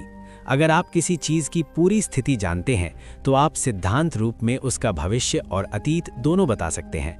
जानकारी संरक्षित रहती है। लेकिन अगर कुछ कृष्ण विवर में गिरता है तो उसकी जानकारी का क्या होता है? वो जानकारी कृष्ण विवर के अंदर फंस जाती है और बाहर की दुनिया से पूरी तरह गायब हो जाती है। तो क्या जानकारी नष्ट हो गई? क्या भौतिकी का मौलिक नियम टूट गया? ये सवाल बहुत सालों तक वैज्ञानिकों को परेशान करता रहा। इसे कृष्ण विवर जानकारी विरोधाभास कहते हैं। फिर स्टीफन हॉकिंग ने एक अद्भुत खोज की। उन्होंने दिखाया कि कृष्ण विवर पूरी तरह काले नहीं हैं, वो धीरे धीरे विकिरण छोड़ते हैं। इस विकिरण को हॉकिंग विकिरण कहते हैं। ये विकिरण क्वांटम प्रभावों से आता है। घटना क्षितिज के पास क्वांटम उतार चढ़ाव कण प्रतिकण जोड़े बनाते हैं। कभी कभी एक कण घटना क्षितिज के अंदर गिर जाता है और दूसरा बाहर निकल जाता है। बाहर वाला कण हॉकिंग विकिरण बन जाता है। इस प्रक्रिया के कारण कृष्ण विवर धीरे धीरे अपना द्रव्यमान खोता है और अरबों अरबों साल बाद कृष्ण विवर पूरी तरह वाष्पित हो जाता है, गायब हो जाता है। लेकिन अगर कृष्ण विवर गायब हो जाता है तो उसके अंदर की जानकारी का क्या होता है? क्या वो भी गायब हो जाती है? हॉकिंग ने पहले सोचा था कि हाँ, जानकारी नष्ट हो जाती है, लेकिन बाद में उन्होंने अपना विचार बदल लिया। उन्होंने माना कि जानकारी किसी तरह हॉकिंग विकिरण में एनकोड हो जाती है। ये बहुत जटिल तरीके से एनकोड होती है, लेकिन वो खोती नहीं है। लेकिन ये अभी भी एक खुला सवाल है। हम पूरी तरह नहीं समझते कि ये कैसे काम करता है। और इस सवाल का समय से गहरा संबंध है, क्योंकि अगर जानकारी नष्ट हो सकती है तो इसका मतलब है कि आप अतीत से भविष्य की भविष्यवाणी नहीं कर सकते। समय का तीर टूट जाता है। तो कृष्ण विवर समय के लिए बहुत खास हैं। वो ऐसी जगहें हैं जहां समय रुक जाता है, जहां समय मुड़ जाता है और शायद जहां समय खत्म हो जाता है। और सबसे रोमांचक बात यह है कि कृष्ण विवर सिर्फ सिद्धांत नहीं है, वो वास्तविक हैं। हमने उन्हें देखा है। खगोलविदों ने हजारों कृष्ण विवर खोजे हैं। कुछ तारे के आकार के हैं, तारों के ढहने से बने। कुछ अति विशाल हैं, लाखों या अरबों सूर्यों के द्रव्यमान के बराबर। ये अति विशाल कृष्ण विवर हर बड़ी आकाशगंगा के केंद्र में पाए जाते हैं, हमारी आकाशगंगा के केंद्र में भी। सन 2019 में वैज्ञानिकों ने पहली बार किसी कृष्ण विवर की तस्वीर ली। उन्होंने M88 आकाशगंगा के केंद्र में एक विशाल कृष्ण विवर की छाया देखी। ये एक ऐतिहासिक क्षण था। और हाल ही में उन्होंने हमारी अपनी आकाशगंगा के केंद्र में कृष्ण विवर की तस्वीर भी ली। इसका नाम है सैजिटेरियस ए स्टार। ये लगभग 40 लाख सूर्यों के बराबर भारी है। तो कृष्ण विवर वास्तविक हैं और वो वास्तव में समय को प्रभावित करते हैं, ठीक जैसा आइंस्टाइन ने भविष्यवाणी की थी। लेकिन कृष्ण विवर हमें एक और महत्वपूर्ण सबक भी सिखाते हैं। वो हमें दिखाते हैं कि ब्रह्मांड में ऐसी जगहें हैं जहां हमारी समझ टूट जाती है, जहां भौतिकी के नियम विफल हो जाते हैं। विलक्षणता पर हम नहीं जानते कि क्या होता है। हमारे समीकरण अर्थहीन जवाब देते हैं। अनंत घनत्व, अनंत गुरुत्वाकर्षण, अनंत वक्रता। शायद विलक्षणता पर समय का कोई अर्थ नहीं रहता। शायद अंतरिक्ष काल खुद वहां समाप्त हो जाता है। या शायद हमें एक नए सिद्धांत की जरूरत है जो हमें बता सके कि वहां क्या होता है। वो सिद्धांत होगा क्वांटम गुरुत्वाकर्षण का सिद्धांत, एक सिद्धांत जो सामान्य सापेक्षता और क्वांटम भौतिकी को जोड़े। और जब हम उस सिद्धांत को खोज लेंगे तब शायद हम समझ पाएंगे कि विलक्षणता पर क्या होता है, और शायद तब हम समय को वास्तव में समझ पाएंगे। लेकिन अभी कृष्ण विवर एक रहस्य बने हुए हैं, समय की मौत की जगह, ऐसी जगहें जहां हमारी सारी समझ विफल हो जाती है, और फिर भी वो हमें आकर्षित करते हैं क्योंकि वो हमें उन सीमाओं की याद दिलाते हैं जहां हम अभी नहीं पहुंचे हैं, उन रहस्यों की जो अभी हल होना बाकी हैं। अगले अध्याय में हम बात करेंगे समय के तीर के बारे में, उस रहस्य के बारे में कि समय हमेशा आगे की तरफ क्यों बहता है, क्यों हम अतीत को याद करते हैं लेकिन भविष्य को नहीं, क्यों अंडे टूटते हैं लेकिन खुद से जुड़ नहीं सकते। चैप्टर 9, समय का तीर, why does time flow forward. अब हम एक ऐसे सवाल पर आते हैं जो शायद सबसे रहस्यमय है, एक ऐसा सवाल जो इतना साधारण लगता है कि हम इस पर ध्यान ही नहीं देते, लेकिन जब आप इसके बारे में गहराई से सोचते हैं तो ये आपको चौंका देता है। समय हमेशा आगे की तरफ क्यों बहता है, पीछे की तरफ क्यों नहीं? अंडा टूट सकता है लेकिन टूटा हुआ अंडा वापस जुड़कर पूरा नहीं बन सकता। चाय का कप गिर सकता है लेकिन बिखरे हुए टुकड़े वापस उड़कर कप नहीं बन सकते। हम बूढ़े होते हैं, जवान नहीं। याददाश्तें अतीत की होती हैं, भविष्य की नहीं। ये सब क्यों? क्या कोई गहरा कारण है या फिर ये बस ऐसे ही है? इस रहस्य को हम कहते हैं समय का तीर, वो चीज जो समय को एक दिशा देती है। और आश्चर्यजनक बात यह है कि भौतिकी के ज्यादातर मूल नियम समय के तीर के बारे में कुछ नहीं कहते। वो नियम समय में आगे भी काम करते हैं और पीछे भी। आइए इसे समझते हैं। न्यूटन के गति के नियम लीजिए। अगर आप एक गेंद को ऊपर फेंकते हैं तो वो ऊपर जाती है, रुकती है और नीचे आती है। अब अगर आप इस पूरी प्रक्रिया की वीडियो बनाएं और उसे उल्टा चलाएं तो क्या दिखेगा? एक गेंद नीचे से ऊपर जा रही है, रुक रही है और नीचे आ रही है। ये भी न्यूटन के नियमों का पालन करता है। गुरुत्वाकर्षण, विद्युत चुंबकत्व, परमाणु बल, ये सभी नियम समय के संदर्भ में सममित हैं। समय आगे चले या पीछे, नियम वही रहते हैं। तो फिर समय का तीर कहां से आता है? जवाब छिपा है ऊष्मागतिकी के दूसरे नियम में और एक अवधारणा में जिसे हम एंट्रोपी कहते हैं। एंट्रोपी को समझना थोड़ा मुश्किल हो सकता है, लेकिन आइए कोशिश करें। साधारण शब्दों में एंट्रोपी अव्यवस्था का माप है।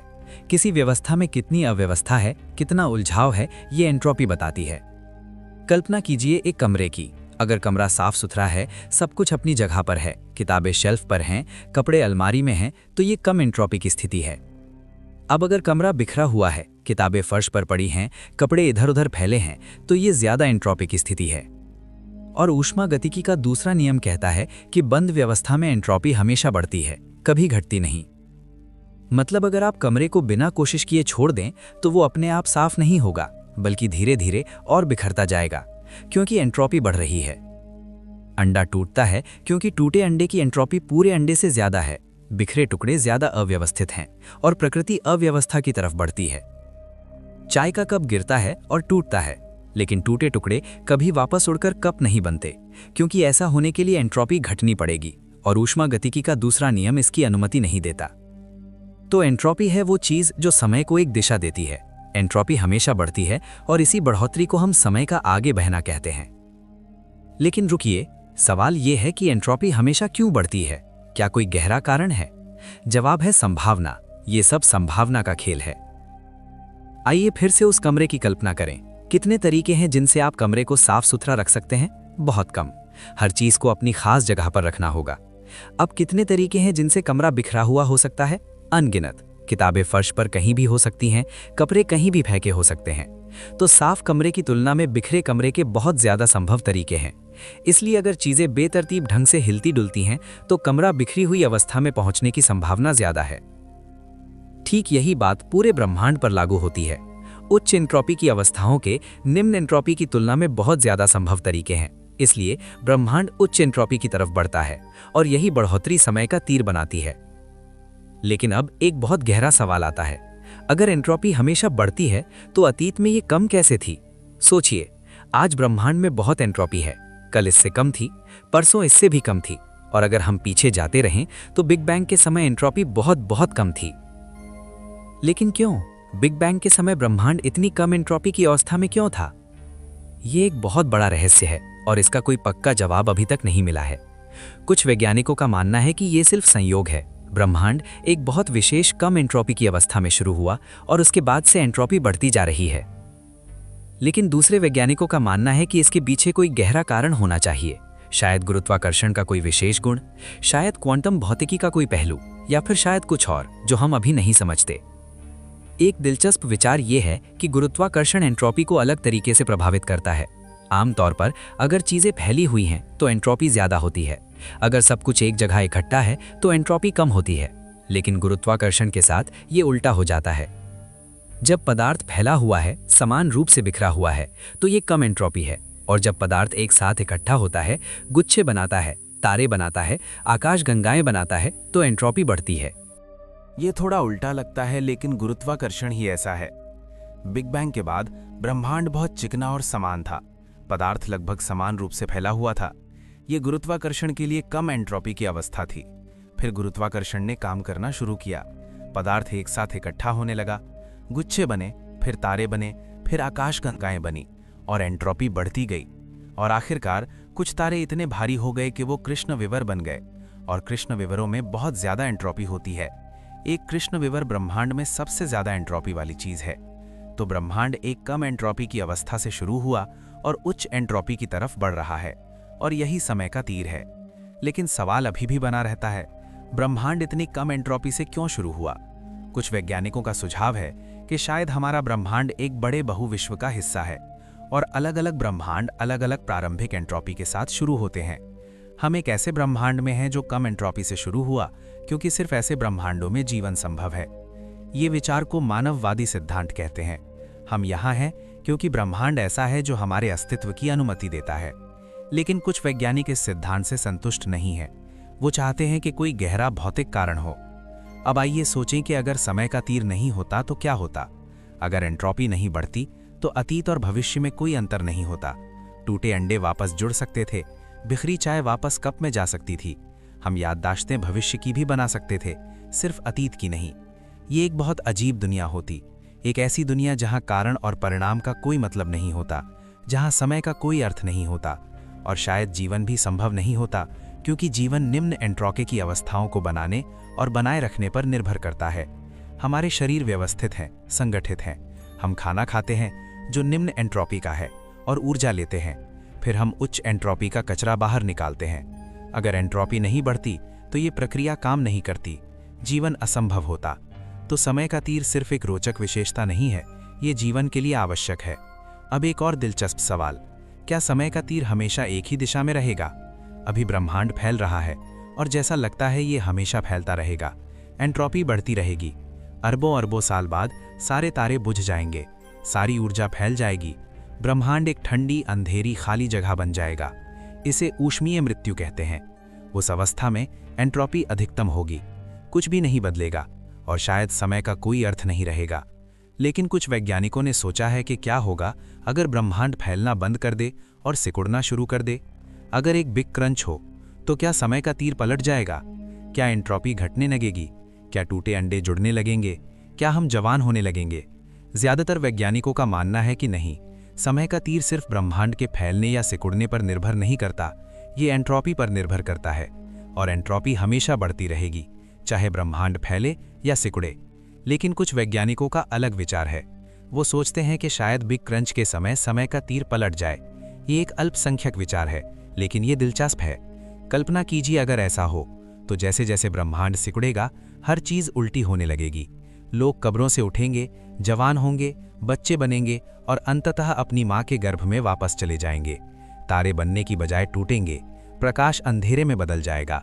ये एक बहुत अजीब और भयावह तस्वीर है और शायद ये सच नहीं है, लेकिन ये दिखाता है कि समय का तीर कितना रहस्यमय है। तो अंत में हम क्या कह सकते हैं? हम कह सकते हैं कि समय का तीर एंट्रोपी से आता है। एंट्रोपी की बढ़ोतरी ही वो चीज़ है जो समय को एक दिशा देती है। हम कह सकते हैं कि ब्रह्मांड एक बहुत विशेष कम एंट्रोपी की अवस्था से शुरू हुआ और वो उच्च एंट्रोपी की तरफ बढ़ रहा है। लेकिन हम अभी भी नहीं जानते कि ब्रह्मांड इतनी कम एंट्रोपी से क्यों शुरू हुआ। ये एक गहरा रहस्य है जो अभी हल होना बाकी है, और शायद जब हम इस रहस्य को हल कर लेंगे तो हम समय को वास्तव में समझ पाएंगे। हम समझ पाएंगे कि समय क्यों बहता है, हम अतीत को क्यों याद करते हैं लेकिन भविष्य को नहीं, क्यों कुछ चीज़ें हो सकती हैं लेकिन उनका उल्टा नहीं हो सकता। लेकिन अभी समय का तीर एक रहस्य है, एक सुंदर गहरा रहस्य जो हमें याद दिलाता है कि हम अभी भी ब्रह्मांड को पूरी तरह नहीं समझते। अब हम अंतिम अध्याय पर आते हैं, अध्याय जहां हम सब कुछ एक साथ लाएंगे, जहां हम देखेंगे कि आधुनिक विज्ञान समय के बारे में क्या कहता है, और जहां हम सोचेंगे कि ये सब हमारे जीवन के लिए क्या मायने रखता है।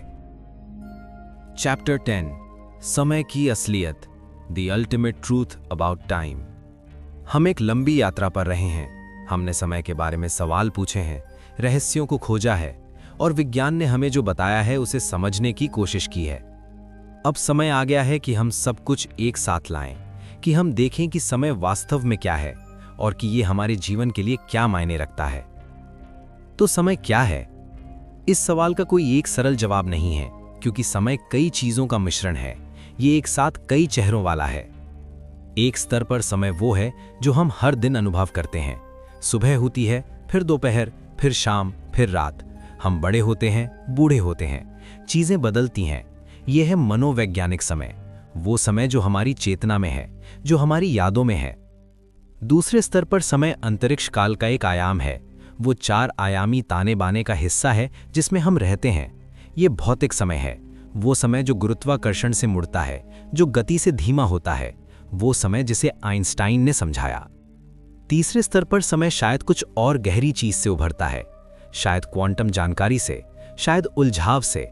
ये वो समय है जो बहुत छोटे पैमाने पर अजीब व्यवहार करता है, जो शायद मौलिक नहीं है बल्कि किसी और चीज का परिणाम है। और चौथे स्तर पर समय वो है जो एंट्रोपी से जुड़ा है, वो तीर जो हमेशा एक दिशा में इशारा करता है, वो समय जो अतीत को भविष्य से अलग करता है। ये सभी पहलू एक साथ मिलकर बनाते हैं वो चीज जिसे हम समय कहते हैं, और अभी तक हम नहीं जानते कि इन सभी पहलुओं को कैसे एक सिद्धांत में जोड़ें। आइए देखते हैं कि हमने क्या सीखा है।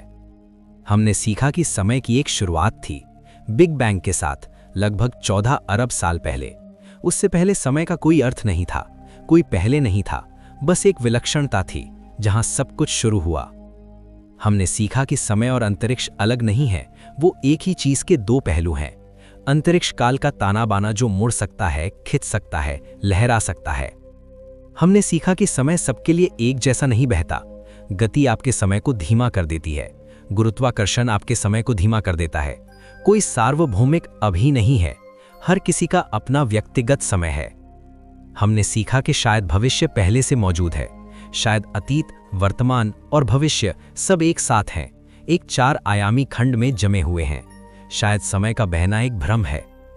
हमने सीखा कि समय यात्रा शायद संभव है, कम से कम भविष्य में जाना तो निश्चित रूप से संभव है। अतीत में जाना सैद्धांतिक रूप से संभव हो सकता है, लेकिन बहुत कठिन है और बहुत सारे विरोधाभास पैदा करता है। हमने सीखा कि समय के लूप और विरोधाभास वास्तविक और गहरे हैं, कि अगर समय यात्रा संभव है तो हमें बहुत सावधान रहना होगा कि हम क्या करते हैं।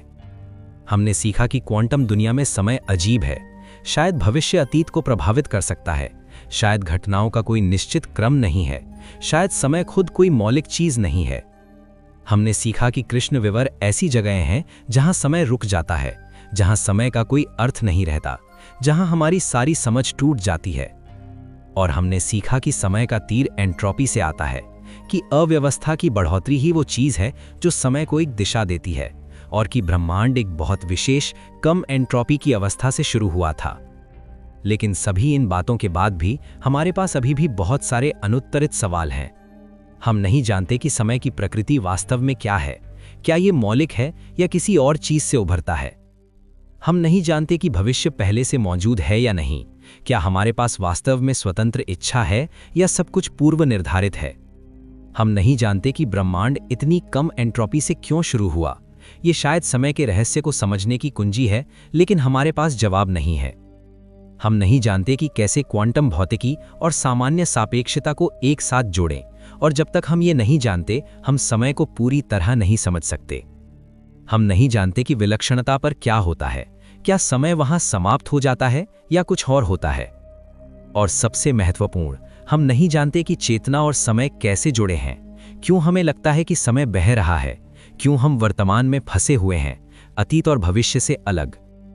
ये सवाल अभी भी खुले हैं और शायद कुछ सवालों के कभी जवाब नहीं मिलेंगे, शायद कुछ चीजें हमेशा रहस्य बनी रहेंगी। लेकिन इसमें एक सुंदरता है, क्योंकि रहस्य ही हमें आगे बढ़ाते हैं, रहस्य ही हमें खोज करने के लिए प्रेरित करते हैं, रहस्य ही हमें मानव बनाते हैं। अब आइए सोचते हैं कि ये सब हमारे जीवन के लिए क्या मायने रखता है। अगर भविष्य वास्तव में पहले से मौजूद है, तो क्या हमारे चुनाव का कोई अर्थ है? क्या हमें परवाह करनी चाहिए कि हम क्या करते हैं? मेरा जवाब है हाँ। भले ही भविष्य किसी अर्थ में पहले से मौजूद हो, लेकिन हम उसे नहीं जानते। हमारे अनुभव के लिए हम चुनाव बना रहे हैं, हम अपने जीवन को जी रहे हैं, और यह अनुभव वास्तविक है। कल्पना कीजिए आप कोई किताब पढ़ रहे हैं। पूरी किताब पहले से लिखी हुई है, अंत पहले से तय है, लेकिन जब आप पढ़ते हैं तो आपको नहीं पता कि आगे क्या होगा। आप कहानी में खो जाते हैं, आप पात्रों के साथ जीते हैं, और ये अनुभव सार्थक है, भले ही अंत पहले से लिखा हो। ठीक ऐसे ही भले ही हमारा जीवन किसी अर्थ में पहले से लिखा हो, लेकिन हम उसे जी रहे हैं, और यही मायने रखता है। समय के बारे में सीखना हमें एक और महत्वपूर्ण सबक सिखाता है, विनम्रता का। हम सोचते थे कि हम ब्रह्मांड के केंद्र हैं, फिर हमने सीखा कि पृथ्वी सौर मंडल के केंद्र में नहीं है, फिर हमने सीखा कि हमारा सूर्य आकाश गंगा के केंद्र में नहीं है, फिर हमने सीखा कि हमारी आकाश गंगा ब्रह्मांड के केंद्र में नहीं है। और अब हम सीख रहे हैं कि हमारा समय भी विशेष नहीं है, हमारा वर्तमान सार्वभौमिक नहीं है, ये सिर्फ हमारा व्यक्तिगत अनुभव है। ये हमें याद दिलाता है कि हम छोटे हैं, कि ब्रह्मांड विशाल और रहस्यमय है, कि अभी हम बहुत कुछ नहीं जानते। लेकिन इसमें भी सुंदरता है, क्योंकि ये हमें जिज्ञासु बनाए रखता है, ये हमें सीखने के लिए प्रेरित करता है। समय के बारे में सोचना हमें वर्तमान की कीमत भी सिखाता है।